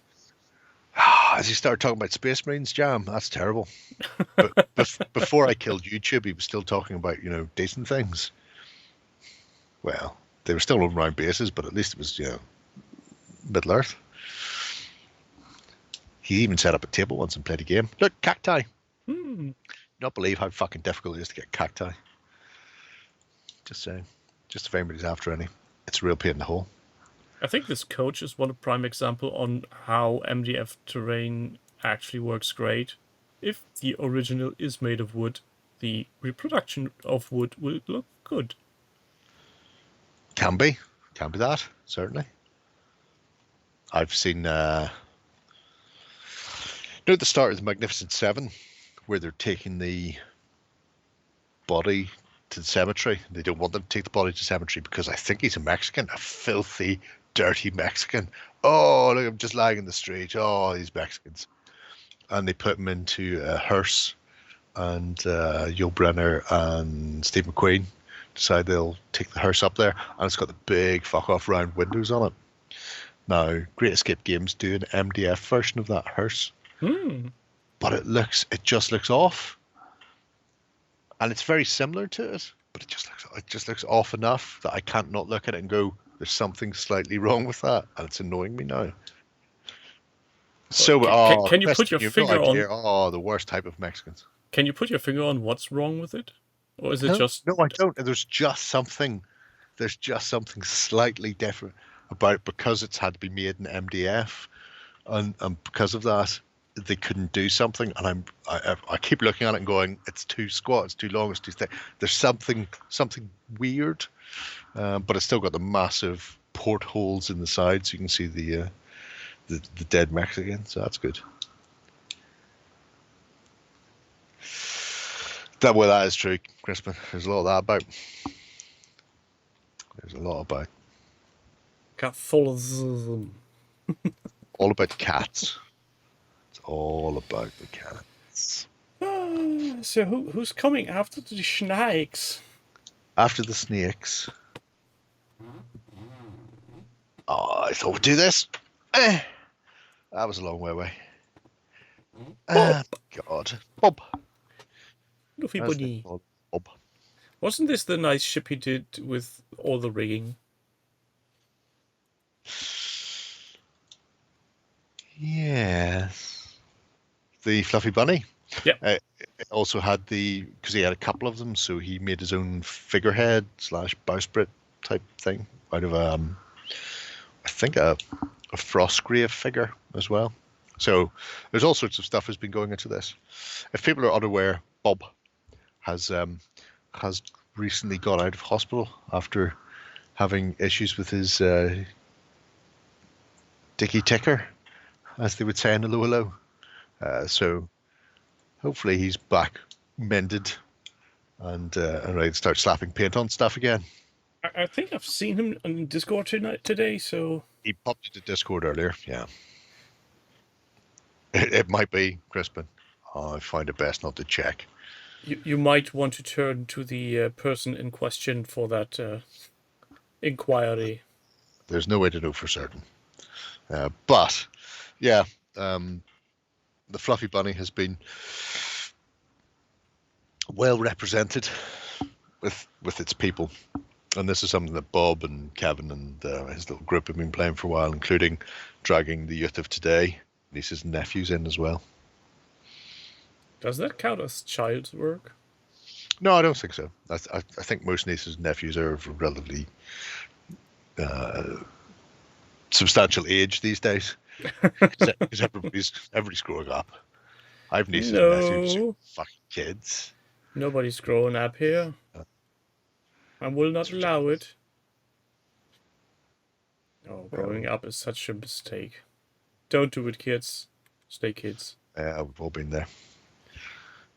But yeah, his plans for the Trout Bridge are particularly good. Doug, he had a reduction. Trip has it beforehand. It's not that the water in the toilet is cold, it's very deep. It's always the issue. But I really like the project as a whole is obviously cracking. This is something that he's been working on for a little while now. But there's some absolutely fucking great pieces in there, whether it's the various pirate types or the fact that he decided that he really needed to paint tartan on some Highlander types. I would have learned, you know what I don't need to do? Paint tartan on anybody. Fuck those guys and their tartan. Hello, Orinoco. He says the hearse is too chunky, the wheel's too small. That could be it. And the delicate suspension, I think, would be what would annoy me, because if there's a big thing it's only if the suspension is visible in the movie. I haven't watched the movie in a while, so I need to go back and watch it again. But yeah, but there's something just off. It's the right shape, and the big portal windows on the side make sense. And the minute you see it, you go, "That's the Magnificent Seven hearse." And then you look at it again, you go, but is it? Need suspension to transport the Hitler juice. Oh man. Yeah, it's very volatile. So that's true. You can go up like nitro. I still have some in the kitchen. Don't feel you need to go anywhere near it. Oh, you're not fun anymore. I never was. Don't know where you got this idea from. From the internet. Grips is doing the silvery bayonets too. All about the dubious individuals. Very dubious, running around in the winter cold with the short arms. Worse than that, one of them's got a besom brush. Why? So she can bar the living shit out of anybody who comes near her. I imagine is the reason for that. But that is his forest witch, and you can tell she's a witch because she's got a broomstick. It's not the forest witch that North Star have done for Silver Bayonet. He had to go hunting for his own forest witch, and I don't know where he got it from. Doesn't he say? The Monster Hunter is definitely North Star. I can't see it. I know he says that he deliberately didn't use the Forest Witch from North Star. Like these two models, blah, blah, blah. Monster Hunter, blah, blah, blah. Supernatural. Oh, she's Supernatural Investigator, is she? What fucking faction is she from? I thought I painted every Supernatural Investigator. Anyway, it doesn't matter. Brush carrying witch. That's how you know she's a witch. That's how you know the world's ending. There's nothing worse than a brush carrying witch. What about two witches? To be fair, the worst part of the fucking witch was all the bastard scarecrows around her, for fuck's sake. That was the worst part. And her inability to set any of them on fire. Two fucking retards in a slap fight. That's what it was. Best burner either way. You're right there. She's carrying a fucking willow brush to begin with. That's more or less just kindling for her own fire. That's the way to do it. Those are angry-looking doggos. Oh, they're great. He's taken a very different point of view from me whenever it came to painting them. But then, presumably, he didn't have a week. Yeah, so it's a good way to go. Don't have a week, I'll fucking paint these up. Whereas I went, how quickly can I paint these? While we're the subject of doing snow, I had used some other thing than bicarbonate soda for snow, and I can't remember the name now. Okay. Well, it's a base base ingredient to make soap. So if you apply it with PVA, it starts to go a little bit wetty, so it looks like wet snow when dry, which is grand. I'm scared somewhat. My soap making knowledge is limited to Fight Club, so it's either fat rich people's arses or it's a caustic chemical that you can burn hounds with, you know. Nah, no? It's off pine. Where is it? I don't know. Oh, there it is. Hold on a sec. If I'm not back in 5 minutes, I'm somehow wrong my neck. Okay, that's fine. I've got 3 beers in front of me, kids. I've got 1, 2, 10. I've got You Guys Give Up, and I have Lay Incompetence. Which one should I drink? Go for incompetence. Go for incompetence. But Not You Guys Give Up or 1, 2, 10. 1, 2, 10's a great way of counting. So usually this is natrium hydrogen carbonate. This is what I use for snow normally. Right. Okay. Yep. With SLSA tensite. Sodium lauryl sulfate acetate. Oh, right. Yes. The sort of laurel I'm aware of. 1 to 10. It's not spelt that way now. It is spelt 1 to 10. But I'm prepared to drink that because you've suggested that. So see, it's all numbers. 1, 2, 10. This is an imperial stout with cacao, tonka, and vanilla. We all know I'm a fan of the tonka. Unfortunately, tonka. excellent gift work has not been seen in these parts for several years. I imagine that's another casualty of the event. Oh, look, there's the Lady Witch. 1, 2, 10 is a very different number. Differently painted.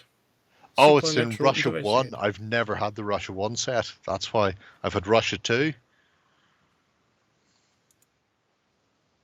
Wait, there's a box of miniatures you don't own?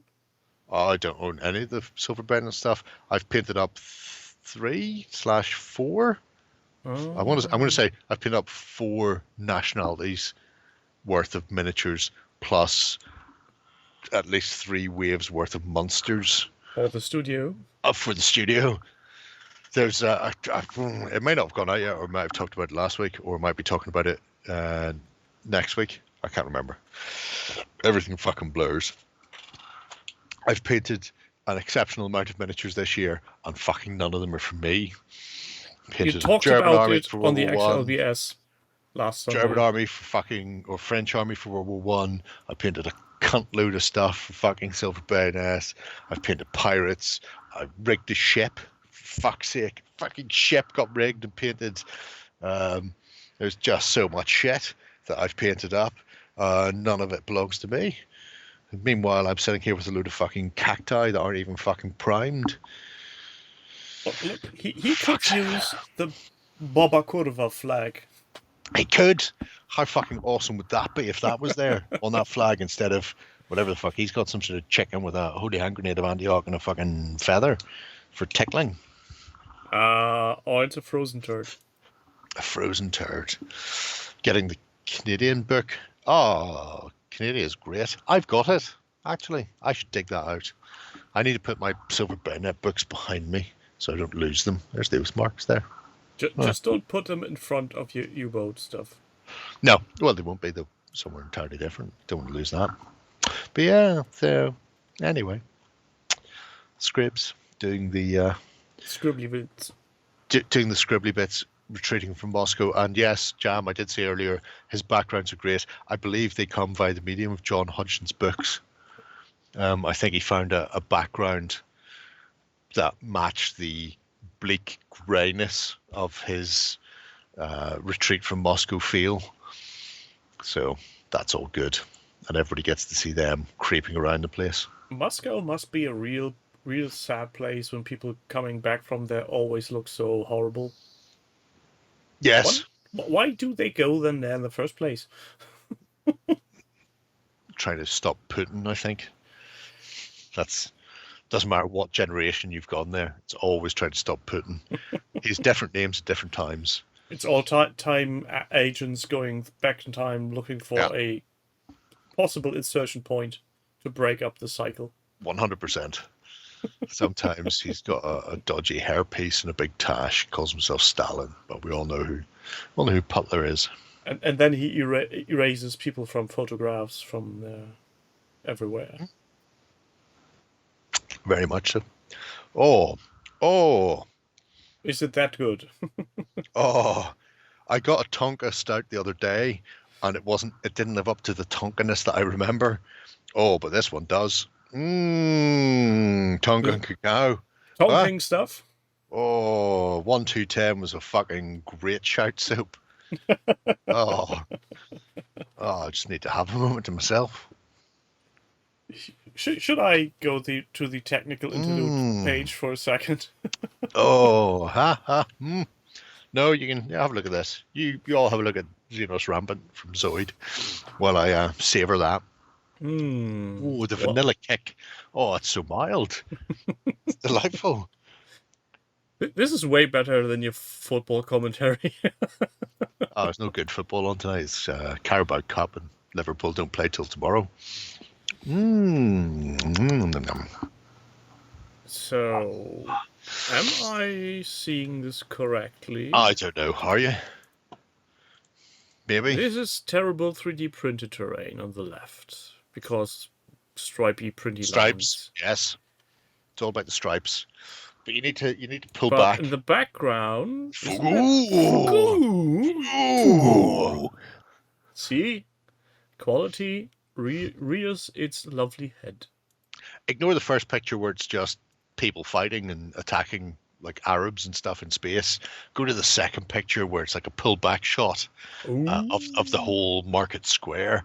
It's fucking, look at that. Look how awesome that is. That's great. I think I tried to give this a fucking prize during Train Fest and I was cruelly beaten down by everybody else. I think it got an honorable mention. Oh, I should have got higher than that, but yeah. Unfortunately, my word doesn't carry weight. Well, I think it was only because you weren't around at the point. Look, peacocks. Space camels, also that. Oh man! Why is the Wait till you see roofing... the weekender this week, Cham. Where, bear in mind, it's a Christmas weekender, and we're trying to do things, and then Lloyd went off on one about camel toes. It's at the end of the week. You won't be able to miss it because he goes on at length. Why is the roofing made from licorice? Because everybody loves licorice. Oh, that's true. Fugu. So yes, Xenos rampant, like Lang and That's Dragon a lovely rampant. looking table. It's a fantastic table, and you know, at no point did I, in my head, even though I know Star Wars use Adobe Tunisian buildings, You don't say.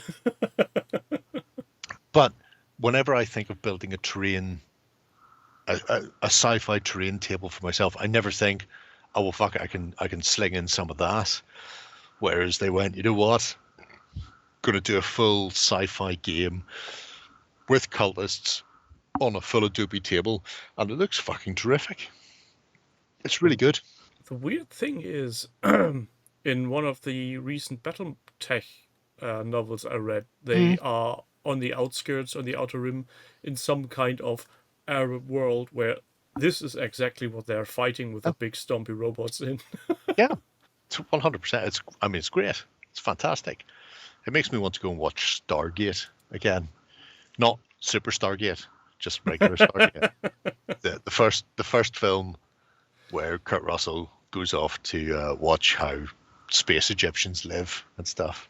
But beyond the actual terrain itself, as you can see, there's a whole batch of various cultists and figures press ganged into fighting the Lord's Own fight. And I've got a ton of miniatures and I want to play with them. So, you know, cultists with sci-fi weapons added, meet Dark Age miniatures, meet whatever the fuck else he has kicking around from Warzone or anything else to, you know, fight the good fight or evil creepy fight, depending. And these were actually cracking for the Doomed as well, to be fair. Look, he's playing the game. Right, not left, Doug. You're wrong. Look, he's what? He's playing the game. You looked. Don't understand.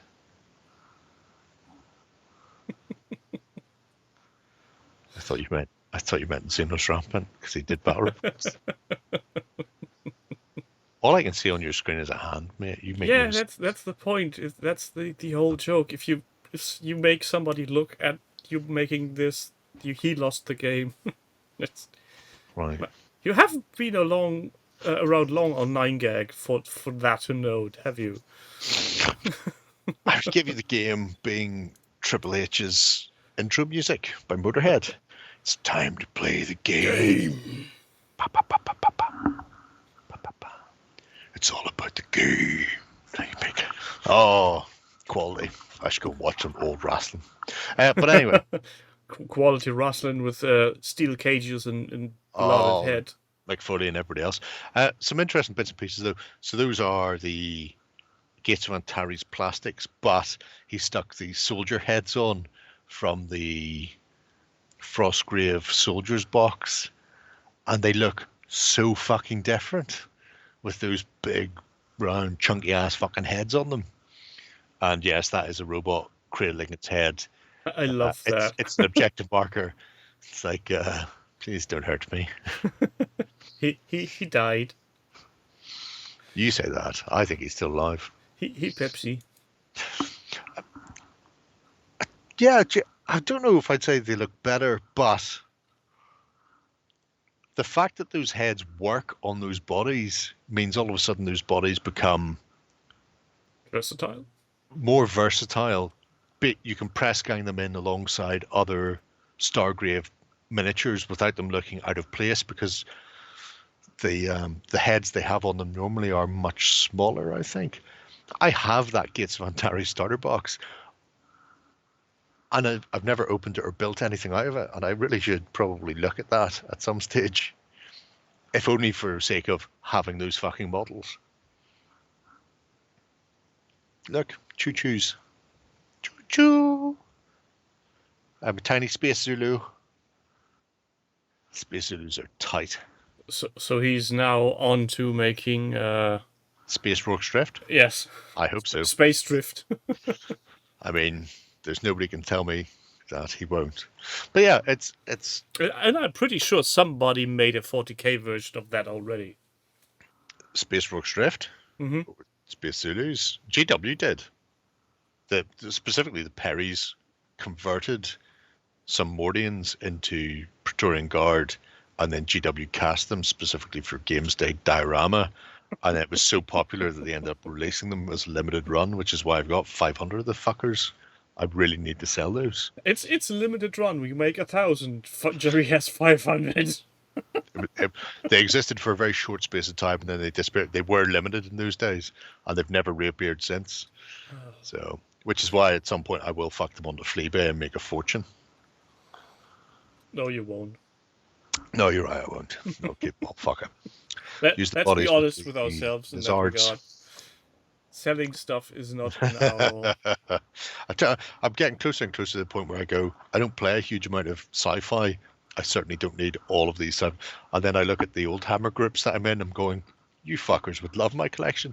I sell you cunts anything. You know how many original rhinos I have kicking around this house? Fucking great. Let me answer this in a simple way. Yes. Yes. That is very much the case. But yeah, so Zoid's little project for Zenith Rampant. I'm with you on that. Take everything you have in that regard with you to your grave. Make some poor bastard dig. Yeah, I watch a lot of Supernatural. Digging a grave isn't particularly easy. It seems like, I mean... No, not Supernatural, not Grave Hunters, but in 200 years' time, when Time Team comes around and is wondering, why the fuck are there so many tiny fighting men within this man's grave? As my brother, who was trained in archaeology, you know, the question that they don't like being asked is, at what point does it stop being grave robbing and start becoming archaeology? When no living there's got to be a cut-off point there. This is okay, it's archaeology. That's just grave robbing and looting. I think there's the answer's about 50 years, by the way. There's a legal answer to that, yeah. Yeah. And I think as long as there's a living relative in direct descent to somebody who's dead, you're still not allowed without consent to dig them up. I wouldn't worry about that, because living relatives with direct descendants you can get fuckers to go all the way back. Like, look at the Cheddar Man. He was like if the son of the dead person is still alive. You mean an extant relative who actually knows? Yeah. We put him there. Don't you dig him up? That's different.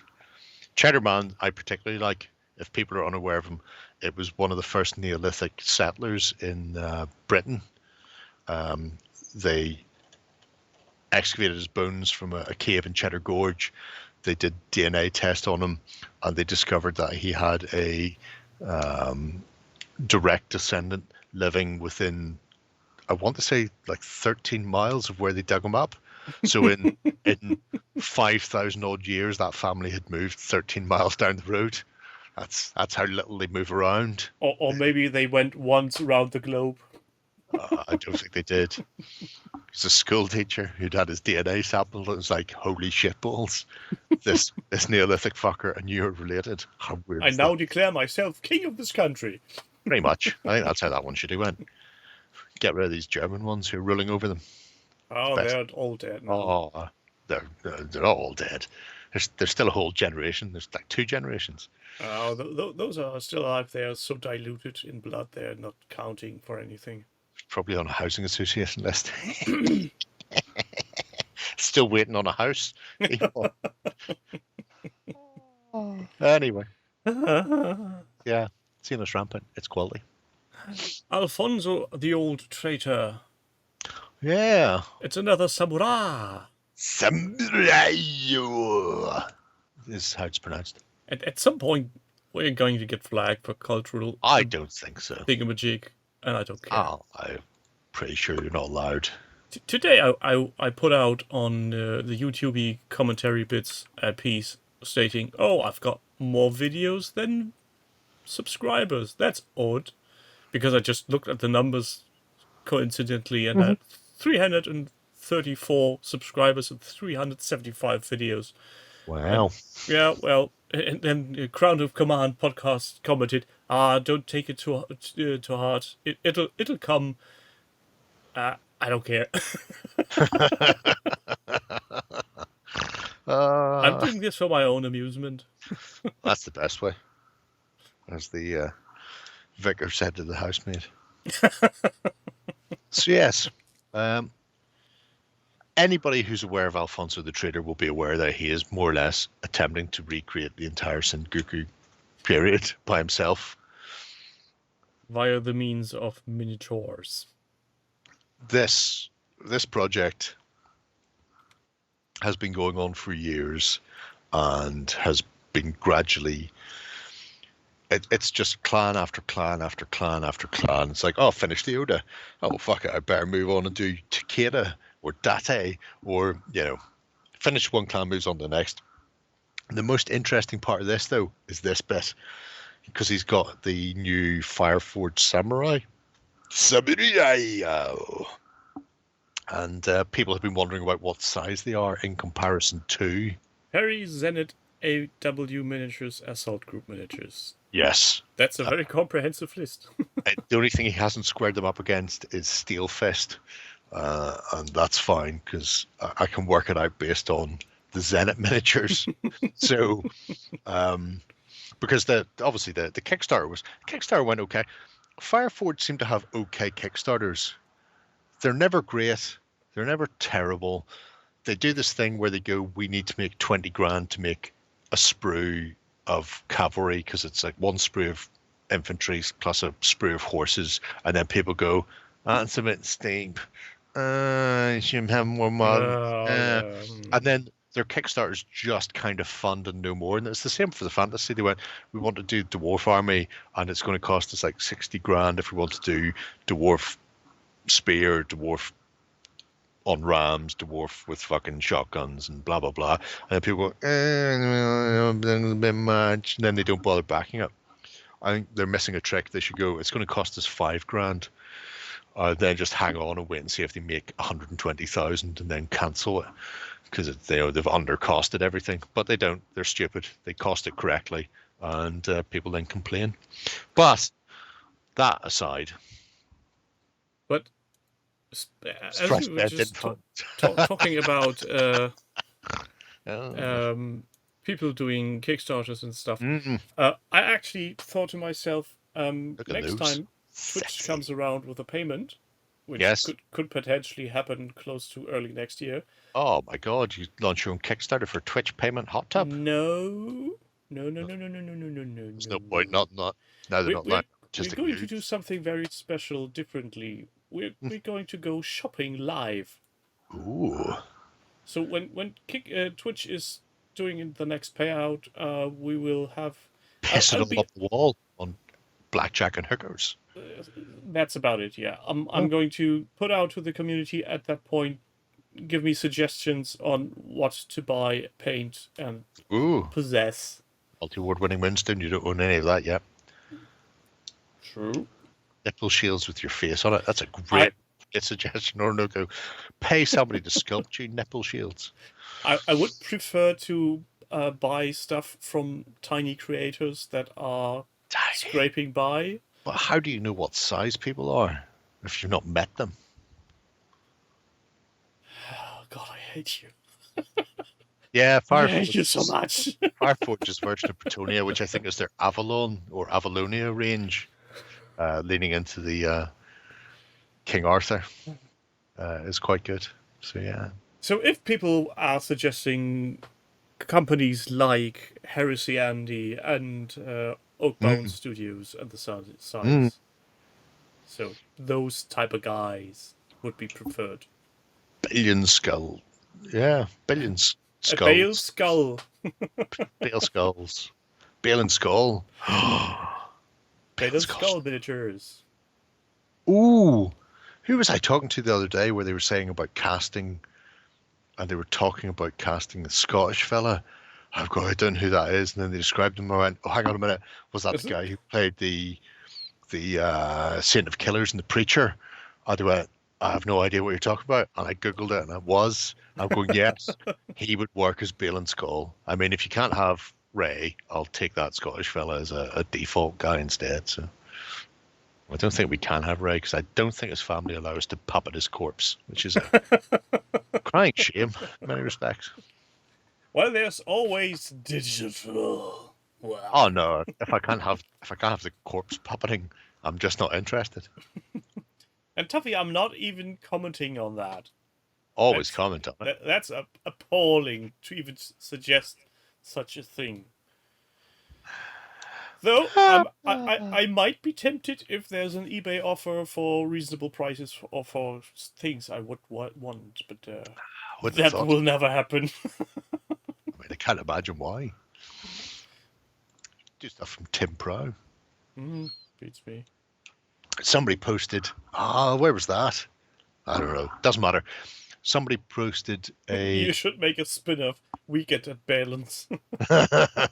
Oh.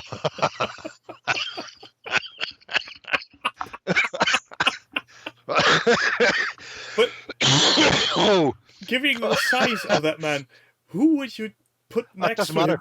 You just because they would use the Force, so it'd be like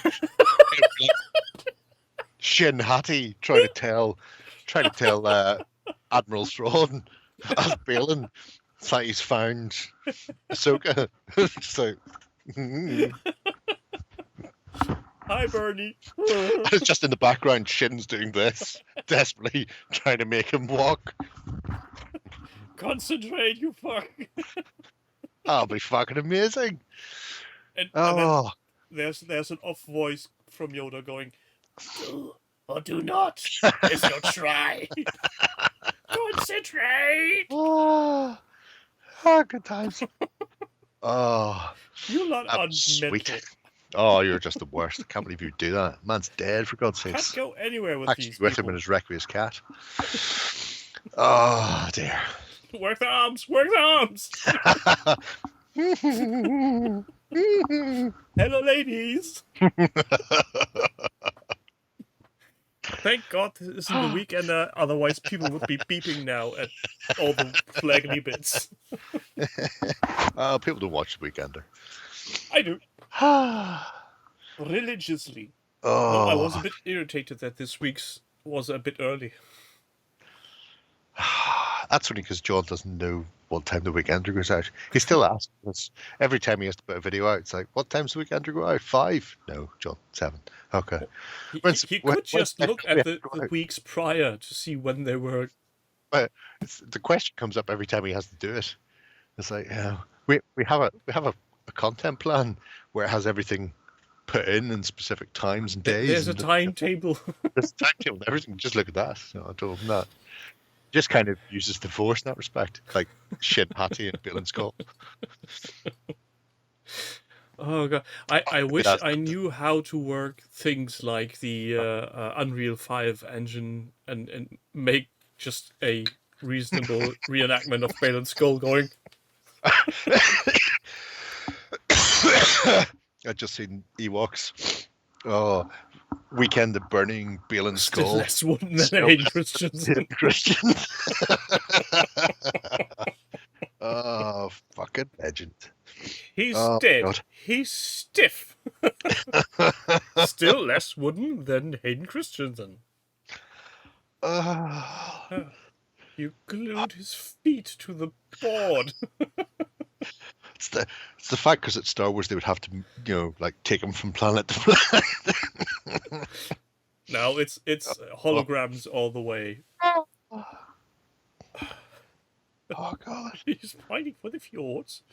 Oh. Oh god. Quick! Distract them. Give them something new shiny to look at. Oh god. Oh, do you want to Wonga Jabba? You're the first.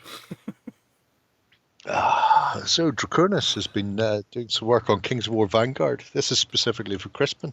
He keeps asking me about Vanguard. And, What's the difference about Vanguard? Vanguard's a skirmish game. Ah. So you So have a use small... proper bases, but on a smaller scale. Yeah, it's proper skirmish. You have a set of characters / heroes, and each one of those you buy unlocks troopers and specialists and casters and stuff. So you've got like a core. The heroes also generate sort of tactical dice that you can use then, called power dice, to do various things beyond your standard sort of activations. So Draconis has been working away, putting together a few different Vanguard warbands. So he's done Abyssals, working on Northern Alliance. I think there was also a Night Stalker force was one of the first ones he did. So this is just a nice sort of run at a host of mini warbands, plus also a bit about the experience, shall we say. We'll put them together. Look at that. It's a very nice frost spear indeed. Frosty. Look what you made, people. Now poor Jerry is coughing again.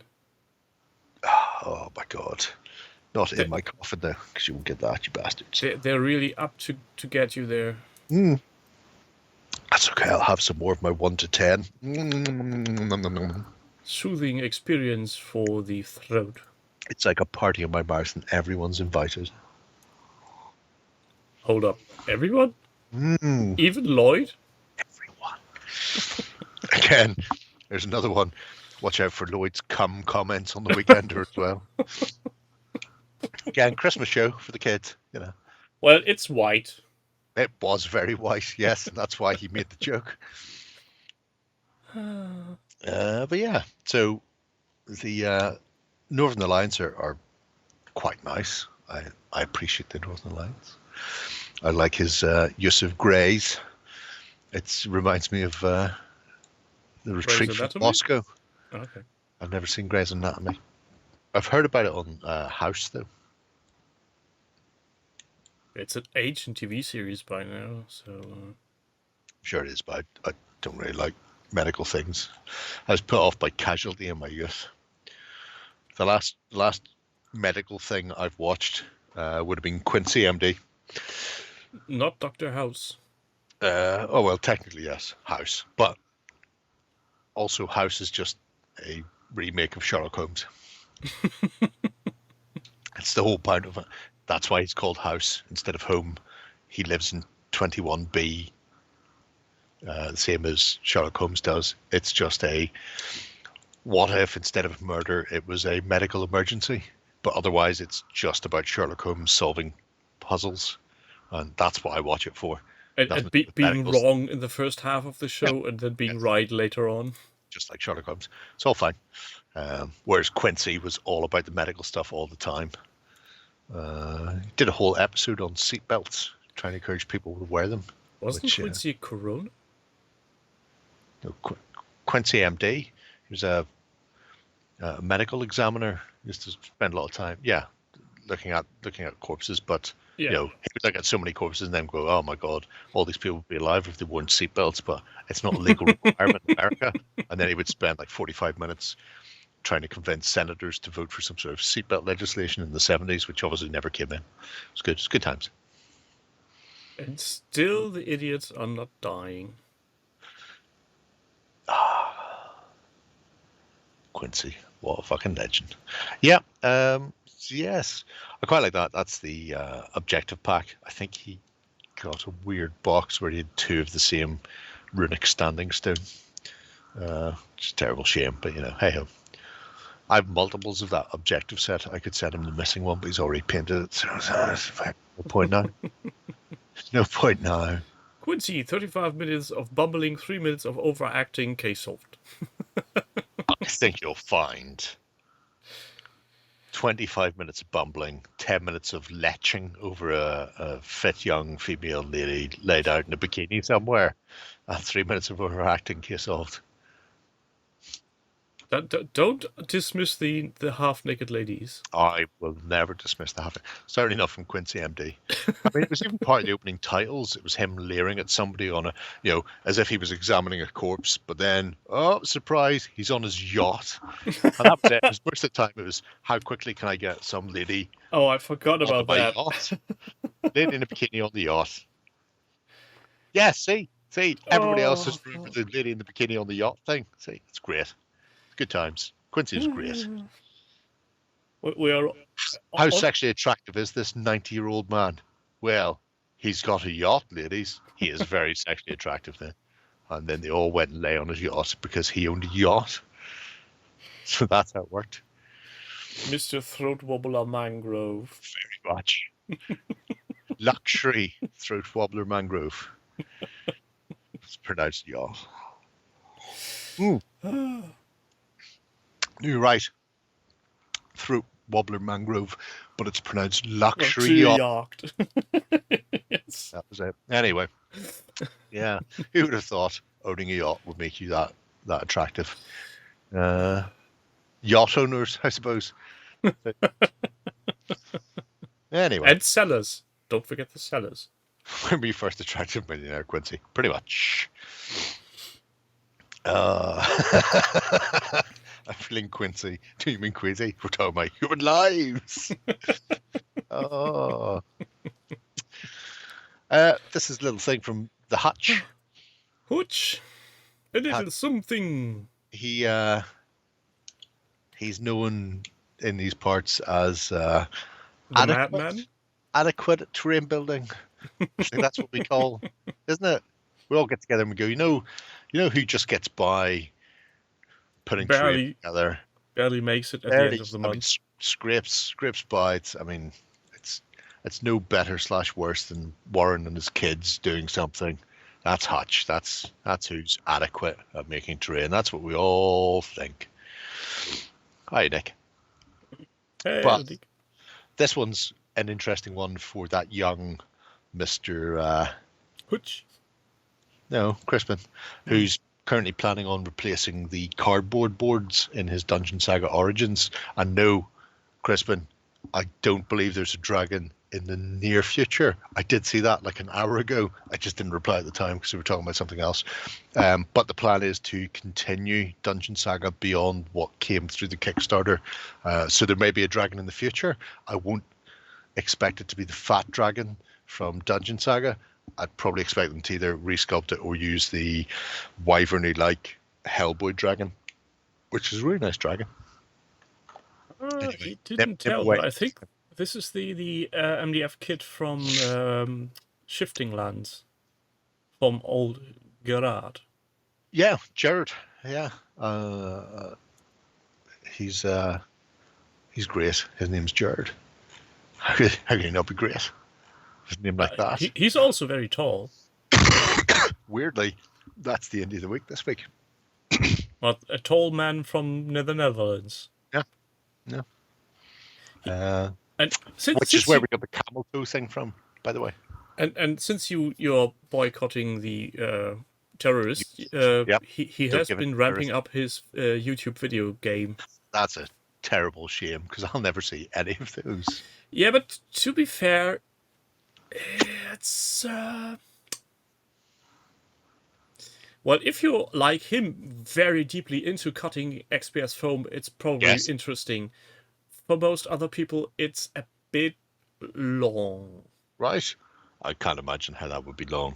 I mean, it's the only thing stopping me picking up a Proxen is I don't have any bench space to put a Proxen cutter on. But I look at it constantly, and then I was looking at the jigs recently. And I even tried one of the foam cutter. I mean, look at that stack of fucking foam. One of the foam cutting Facebook group things that I'm on, somebody had put a design so you could use your own laser cutter at home to make your own MDF jig for your columns, for making foam columns or something. I was like, this is great. So I sent that to Warren. Well, there you go, cut that out. So clearly he's not done that. But he's got distracted by GW shit mill. At one point prior to the event, I actually made plans with Gerard to have one of his teachings here, but sadly I wasn't able to gather enough people People. to actually pay up the fee that he's asking, which is a crying shame. To be fair, it's not cheap to have a 4E No. event, No, but but I imagine travel and all the rest, it has to be worth his while to actually go. yeah. Plus, he's bringing 4 to 5 extra proxons for people who don't own one. Oh my fucking god! He's bringing the material to cut, so basically you're getting to work on stuff and keep the XP. I knew that. I knew that he would bring all the consumables. Yeah. I didn't realize he had $500,000 worth of additional proxon cutters in case people needed to fucking borrow those. That in itself is fucking worth the price of admission. That's madness. So if you're really curious and you're on mainland Europe, that's a good one, Joe. I like it. It's entirely possible. I think I could be wrong here. I think when I started going to boot camps, that there was a proxon or something of a very large hot wire cutter sitting in the back of the room for a long time. So fuck only knows where that is. Presumably in the bin, because somebody damaged the wire and then nobody could figure out how to replace the wire. Well, that wouldn't surprise me. It wasn't a proxon, but it was big with a circular bed on it. That must have been about 60 centimeter, or maybe 50 or 60 centimeter circular bed. It was fucking huge. Yeah. Going, that's the most ridiculous hot wire cut I've ever seen. Oh, and speaking I spent a lot of time looking at foam this weekend in the Indy, and I don't know if anybody else on the show cared, but I fucking loved it. I don't care. And the weirdest thing he did, he modified one of his proxon cutters because the basic range is the maximum cutting height something about, I think, 14 centimeters or something. It's relatively small. It's not very big what you can cut, and he just made an extra arm, so you've got about 50 centimeters worth of wire going in. That's the way to go. Justin sent me an India of the Week suggestion when he was off on holidays. I clicked on it. It was a 3D printer. So I did that. A 3D printer as a indie? No, not as in the buy a 3D printer, but as in I sculpt it and make it in 3D prints. And I looked at that and went, that's not an indie. That's some cunt with a 3D printer. They've got a whole other shit section called 3D printers are shit. I know that because it comes up on my page every week. It says 3D printers are shit. So I immediately ignored that on the grounds, on my cold dead body, will I do a 3D printer as a fucking indie? You make it out of real stuff for people to buy, or you fuck yourself. Or go fuck yourself, people. That's how this works. Especially since the 3D printing people have an extra space in the show. Yes, they have a 3D printing of shit. That's where we all look and go, well, that's shit, and we move on with their lives. That's the point of the show, where people push skip. I imagine so. I don't know. I can't watch it because I don't give in to terrorists. But so, who's next then? Shinobi. Shinobi's interesting. Not played that in a while. Will he sell it to me? Jam, will he sell me an actual model, or do I have to download ones and zeros and then print it out on a machine I don't own? Because if you sell me a model, don't mind. If I have to ones and zeros it, can go fuck itself. It's not an indie. It's a cat with a fucking My Mini factory. That's how that goes. That's how that goes. So Almir is doing Armored Clash. See, this wasn't what I was given. It was here's one for an Indie of the Week. I want to put it in here to remind myself, and then it was just all ones and zeros.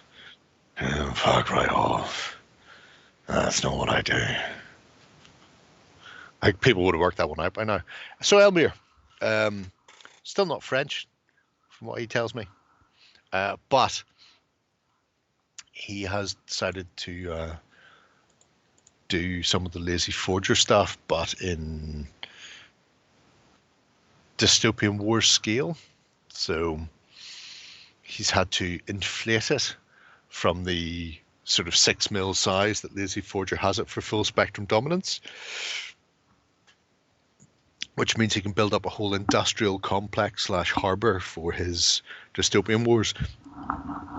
And I've seen some of the scratch built stuff he's done in the past for Dystopian Wars, which looked really nice, based off foam, hot wire cutter, and some plastic.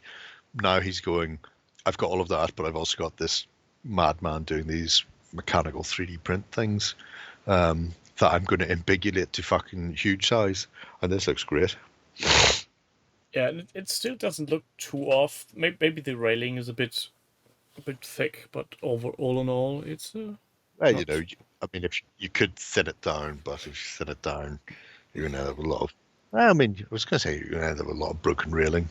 You might end up with, if you're cack-handed enough, you might end up with some broken railing. But yeah, I really, I'm curious. Let's put it like that, because I know Elmir's stuff is really nice. He's a really talented fucker when it comes to painting anyway. His scratch build stuff is lovely, especially his terrain. But I'm curious to see what he does with these, because I've seen them painted for the Lazy Forger for full spectrum at smaller scales. But Elmir's Dystopian War stuff tends to have very bright poppy colors, depending on the nation it's aimed at. Now these, I know he's used a Imperium ship for scale, so a little German ship. I don't know if it's going to be a sort of slate grey / metallic German ship there. Are you trying to read the Flames of War book on top of the Dystopian Wars thing there? Because that's not going to help you, because that's for a different game. Oh, okay.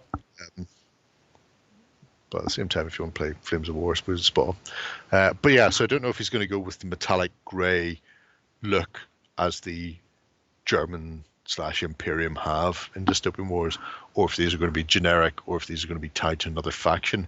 I really hope, because his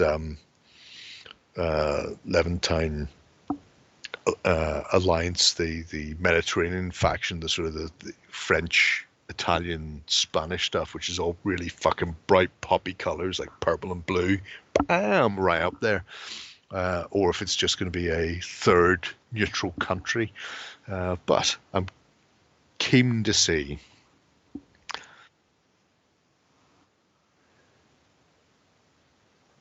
Yep, for scale, billion suns. Yeah, but it's not a spaceship, is it? I mean, it could be. You don't know. They need to have aerodynamic features, otherwise they can't move through space. That's a joke just for me, based on something somebody said to have. Why don't you, gang? When they were talking about Star Trek in Northern Ireland. So there's a lot of layers there. So yes, like yes, the reels are fine. He could have printed it smaller, closer to the scale of Dystopian Wars, and not had the big railings. I like the fact that he's gone with big, chunky, fuck off things. And maybe they're not railings for people. Maybe they're just to stop mega sharks getting in. And let's face it, when you're standing 6 feet from the table, it's going to look grand. Aye, yeah, maybe. I mean, if I'm standing 6 foot from his table, he's probably going to be asking me how he got in his house, but it works. I hope he would be a good host and offer you a drink and a chair. Keep the flying things. Maybe the facilities operated by mechs. Could be. Well, they wouldn't be mechs, but who's that cunt? Oh, Tesla. Tesla's got a lot of fucking robots and shit that he's made for the Union. So, yeah, it could be giant robot things. Like a prick. Like an absolute prick. And for a second, I thought you were talking about Elon the Musk. But now you're talking about the... what you call it? The faction in-game, which is... Yep, him too. Tesla. It's Nikolai Tesla. In game, it's Mr. Tesla. He is Tesla. He's a prick. Cheers. Like Elon Musk and his Tesla, he's also a prick. Has he told everybody how much he loves Russia recently? I can't remember. I can't tell you. Oh, he pulled himself up by his bootstraps with nothing more than half a diamond mine and an emerald mine that his father owned through apartheid Africa. Everybody can do what he did by being a genius / having a father who made his money in the apartheid South Africa. It's important to remember he's a cant. And black people are worth less unless they're taking up your emeralds, in which case they're still worth less, but you've got money out of them. So score. Is that what you said, Elon? You utter cant. Yeah, I'm pretty sure that's the way his noggin works.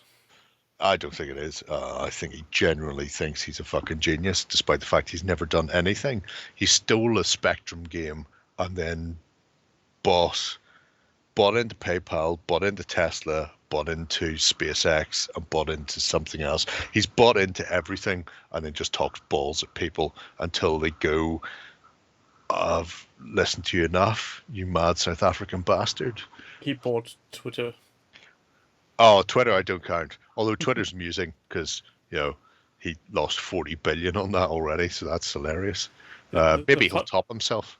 The fun thing is, I've seen recently a documentary on him, and somebody said, yeah, when he bought to SpaceX, we had someone just sitting with him, making sure he doesn't fuck anything up. It's the best way. Just keep him distracted by jangling keys. Keep him busy, and when it's time to show off the rocket, we tell him, and every suggestion he makes gets a nod, and then is immediately scrapped.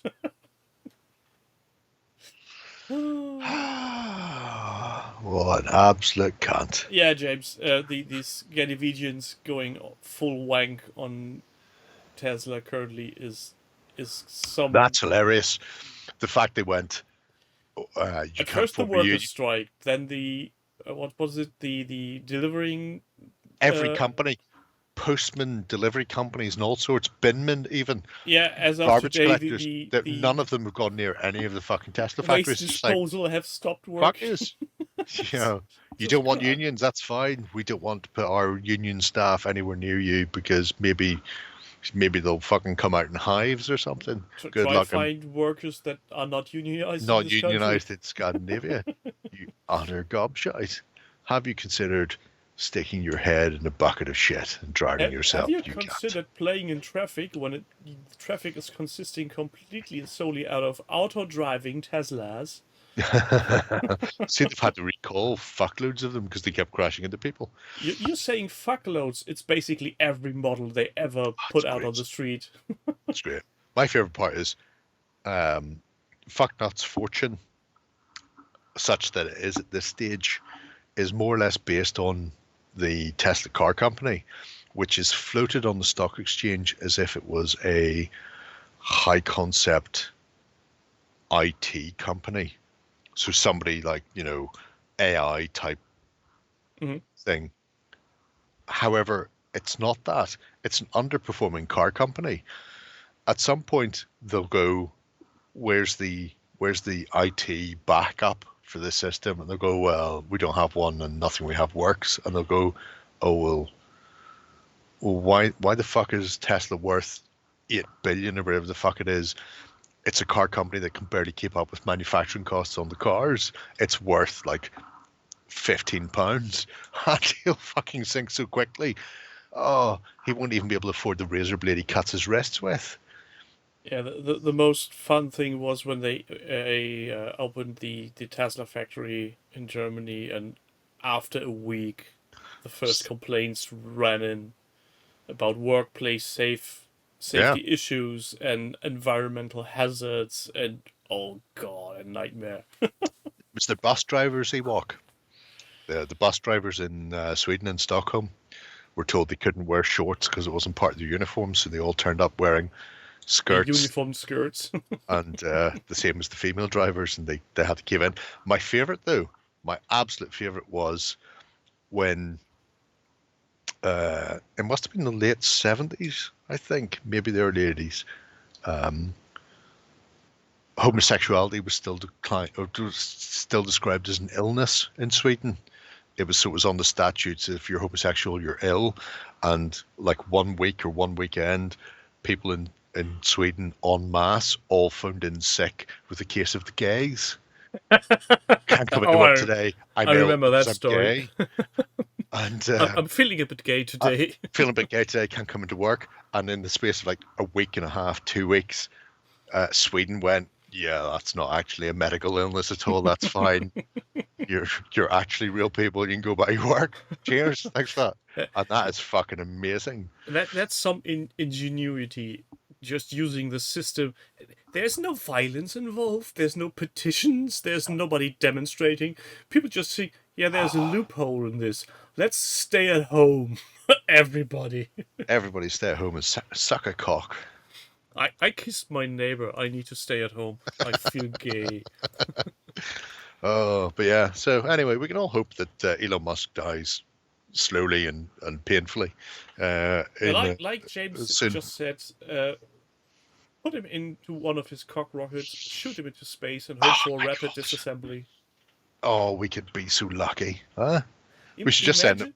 He could be the Pathfinder to Mars for us. We could just send him on a rocket of his own. You go and start it there, Elon. Imagine the joy we could all have looking at the camera footage of this sudden disassembly of the rocket, looking for where's Elon's parts flying out of it.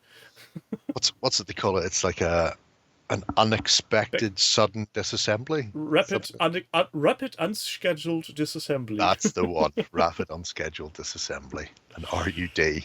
Yeah, I think we all look forward to that. Oh, he's a prick. What an absolute prick. Musk goes brrrr, Oh, you linked something into the YouTubes. Yeah, I can't see that. I've got some Tonka beer here, so that's okay. What is this? Oh, I'm pretty sure you've seen this on TV. Billionaire space race by Spitting Image. No, I've not seen Spitting Image since it went off the air in the 90s. Oh. I know they brought it back, but it was on like BritBox or something, so you had to subscribe to it on a weird channel that couldn't be arsed. Fuck that. We won't be watching that because I know some weird stuff that's going to happen. You know some weird stuff that's going to happen. Also, I think are you psychic? I can't answer that. My future lawyer says. Okay, right. Well, fair enough. There's one more, sir, please. Yeah. Murphy.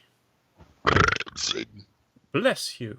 You're welcome. So Murphy, a man shot so much that he died, and they still made him go to work. Poor old Murphy. Oh, speaking of Eddie Murphy, next year... I was thinking of RoboCop, but yeah, you do, Eddie Murphy. Yeah, next year there will be a reboot of an Eddie Murphy favorite. It's a reboot? I heard it was just a new version. I heard... A sequel, Beverly Hills Cop. wording. Yeah. There will be a sequel. Because it has all of them. It has... Yep, the old cast. Judge Reinhold and the old man. They're all bad. Still live. How weird is that? Is it a TV series? Pluto Nash. Oh man, everybody loved Pluto Nash. It had that crazy fucker in it, Randy Quaid, as the robot. Oh, The Adventures of Pluto Nash, amazing. Anyway, Murphy, who's not Pluto Nash or anything else, and not even Axel F. This is a Walking Dead all-out war project. Now, he had it. He had it kicking around. And you may have seen a wall of text there, which was more or less, holy shit balls, yeah, Walking Dead's coming back. I should probably do something with my Walking Dead, which I've had for fucking ever. Some of which has been painted, some of which hasn't. And so this is his little journey from the board upwards. The Ronnie Renton zombie is just a running zombie. Hold on a flippin' second. Hold on a cotton picking minute. Is he using crayons to do markings on his road? I don't think they're crayons. I think they're markers / paint pens. Because, I mean, crayons don't give you a really nice finish, but a paint pen will give you a really nice finish. What would be I'm quite limited to say it's a paint pen because I think it says paint pen on the box. Yeah, it could be. For a second, I thought he was using the what's the bloody stick called again? The little tiny things, and whenever one runs out, you push it in the back to puch another color down. No. You know the ones I'm talking about, there, don't you? Yeah, I know those. No, why would not use it as Zombicide? Because that's from Cool Mini, or not a website that's just there to rate people's paint jobs. The stuff you recommend to make your own pigment powder from? Alcohol. No. The way you rub it, what you rub one off? They're chalk pastels. Yes, pastels. That's the one. Yeah. He's got some multicolored straws, using them as pipes in the road, which is nice. Multipass. So first off, I love his board. I love the fact he's made modular tiles. That's all great. But then you start getting into the Winchester, right? And the Winchester in and of itself would be nice. But it's when he does the internals of the Winchester that you're just going, oh, holy shit, that's amazing. Can you order a beer? Not only can you order beer, you can play the machines, play darts, listen to the jukebox, because he decorated the interior and he decorated it based on the film. So even the Space Invader type arcade game, he worked out what it was. I think he's using a Dreadball machine from Mantic's Terrain Crate, but he's printed out the game that should be played on it and taped it over the top. There's an AC/DC poster on the side. There's a proper bar with hanging glasses. That, by the way, on the table there, that's a Hero Forge miniature of himself fighting off the Wombies in the Winchester. Which, again, fucking legend. Get in there.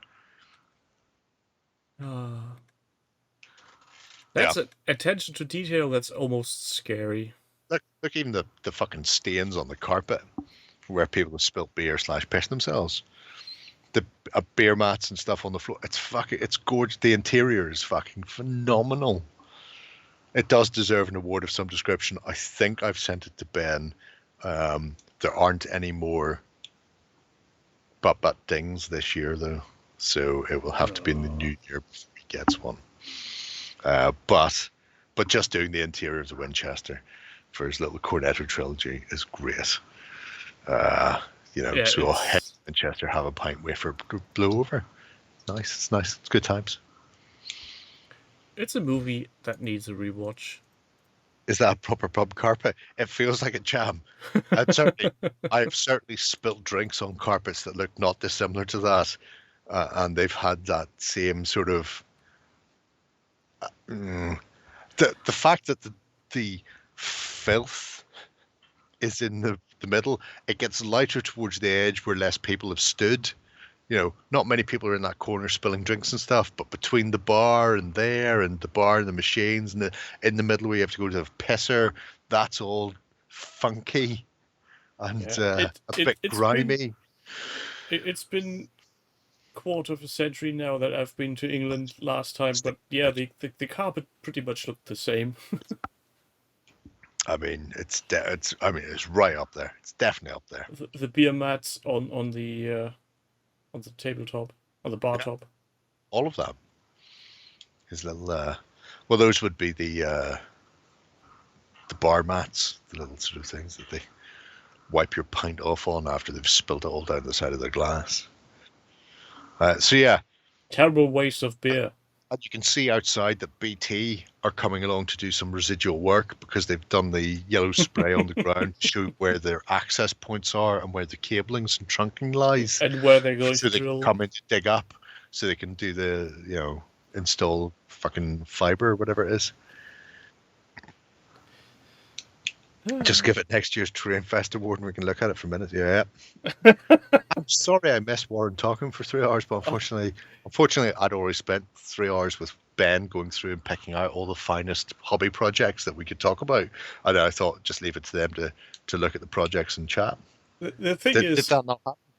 No. The thing is, I really, really get why Ewok is so annoyed by my the favorite fact... bit, because obviously I subscribed to all the channels, so I got the email that somebody had commented on this on OTT, and it was like 25 minutes of Hobby and 45 minutes of Warren talking about Acre.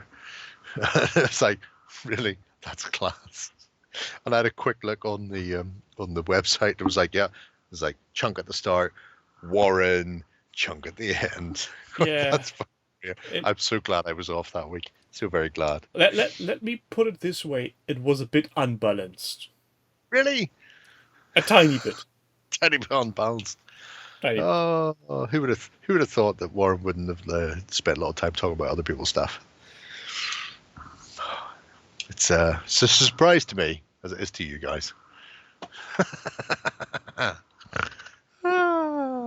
Classic. Can you get Warren to do vlogs again so you can get everything out?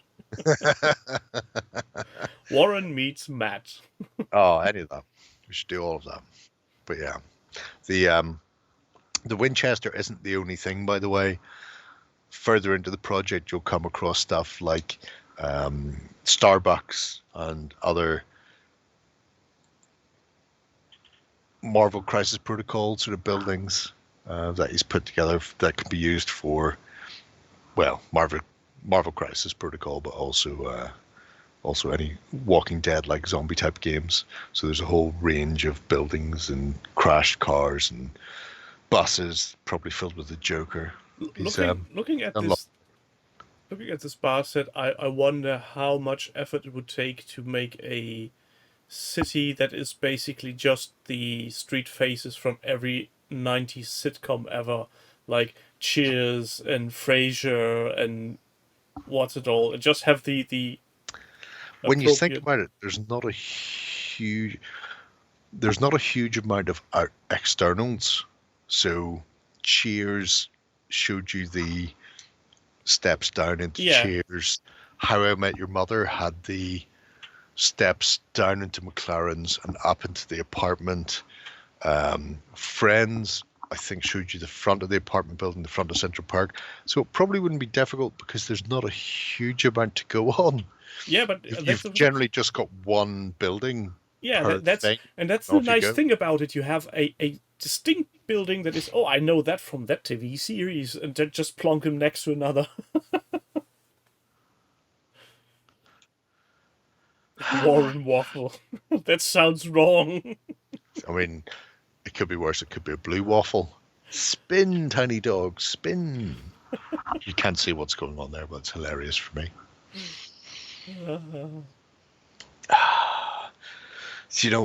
mean, not bother with Dungeon Alley in case Warren just talks about himself for an hour.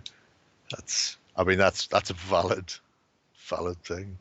Yeah, but think of this: Dungeon Alley runs for 3 more months, so it does. He will have forgotten about it in 2 weeks' time, and will think about it a week prior to end, when somebody mentioned it's on the XLBS. So it finishes on the 1st of March. So I mean, I'm definitely there. My holidays finish before then. I'm back. I'm just waiting. To be fair, I'm just waiting at the moment for Mannix. Because I know what Mannix are playing. I'm waiting at the moment for Pearl Jam to say when they're touring Europe. Because I know they're touring Madrid and Portugal. I know when they're touring.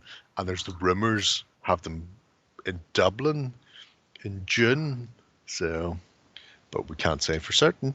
How is Warren's path to conquest going? He has printed 3 bases that would be enough for him to mount 1 cavalry and 2 infantry miniatures, so not even enough for a stand. Well, technically 1 cavalry miniature is a stand by itself. I mean, it's going badly. But he has done some cobblestone bases, so, got that going. 2 bases, enough for 6 pence? No. Enough for a crusade.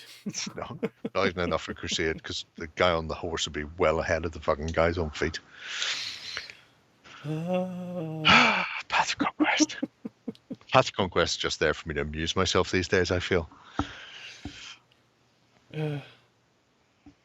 Maybe the other kids will catch up with their Path of Conquest stuff while I take a break next year. Let them paint stuff.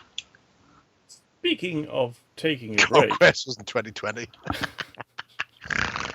speaking of taking a break, people remember this is the last unofficial Hobby Hangout for 2023. There will be no more Hangout next week. Fuck yourselves.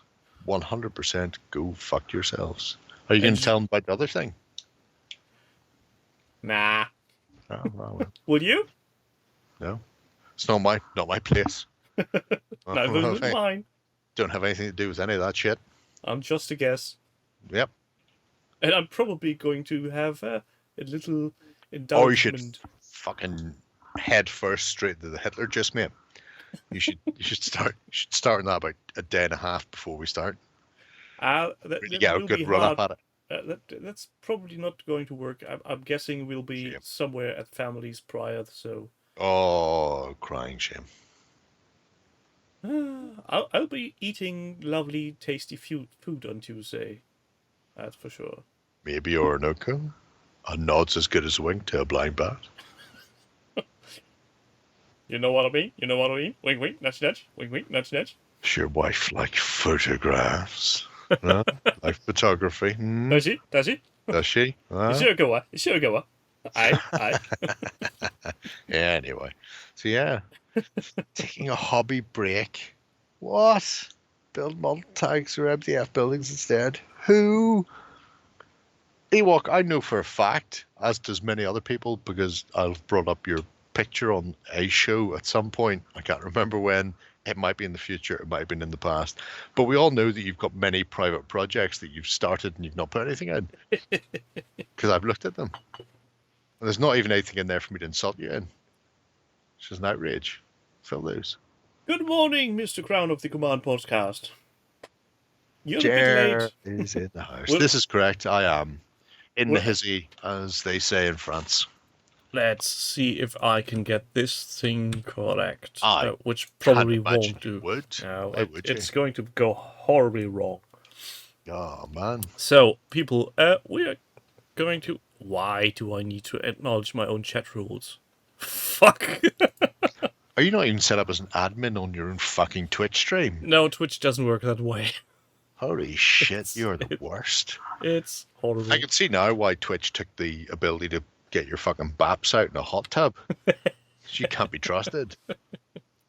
Oh no, I forgot again how that worked. Hold on a second here.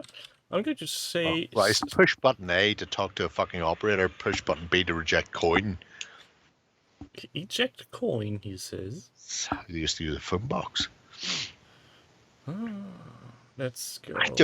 I've never insulted you in my life, Ewok. For fuck's sake. You hairy kebab, can't you? Let's getting you? See if we can go to... Oh, we're all hoping for it, John. We're all hoping for it. Oh, why can't you should have been here earlier, Josh.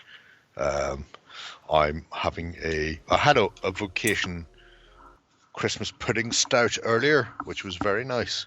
It's a special edition. It's kind of Christmas puddingy, and 12.5%, which is always a winner.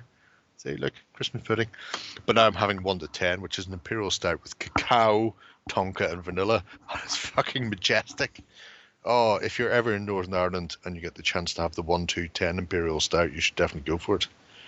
I will go out on a limb and say, probably unlikely to be in Northern Ireland and to actually have that in the brewery whenever you're there. But, you know, if you are, Christmas, it's got a fucking snowflake on it, everything. Because I'm 2 of 4. Have they done special Christmas ones? Oh, you guys give up as 3 of 4. I need to find fucking lay incompetence. Belgian white is 4 of 4. What the fuck's 1 of 4? Oh no, he's missing one. I've got to collect the set.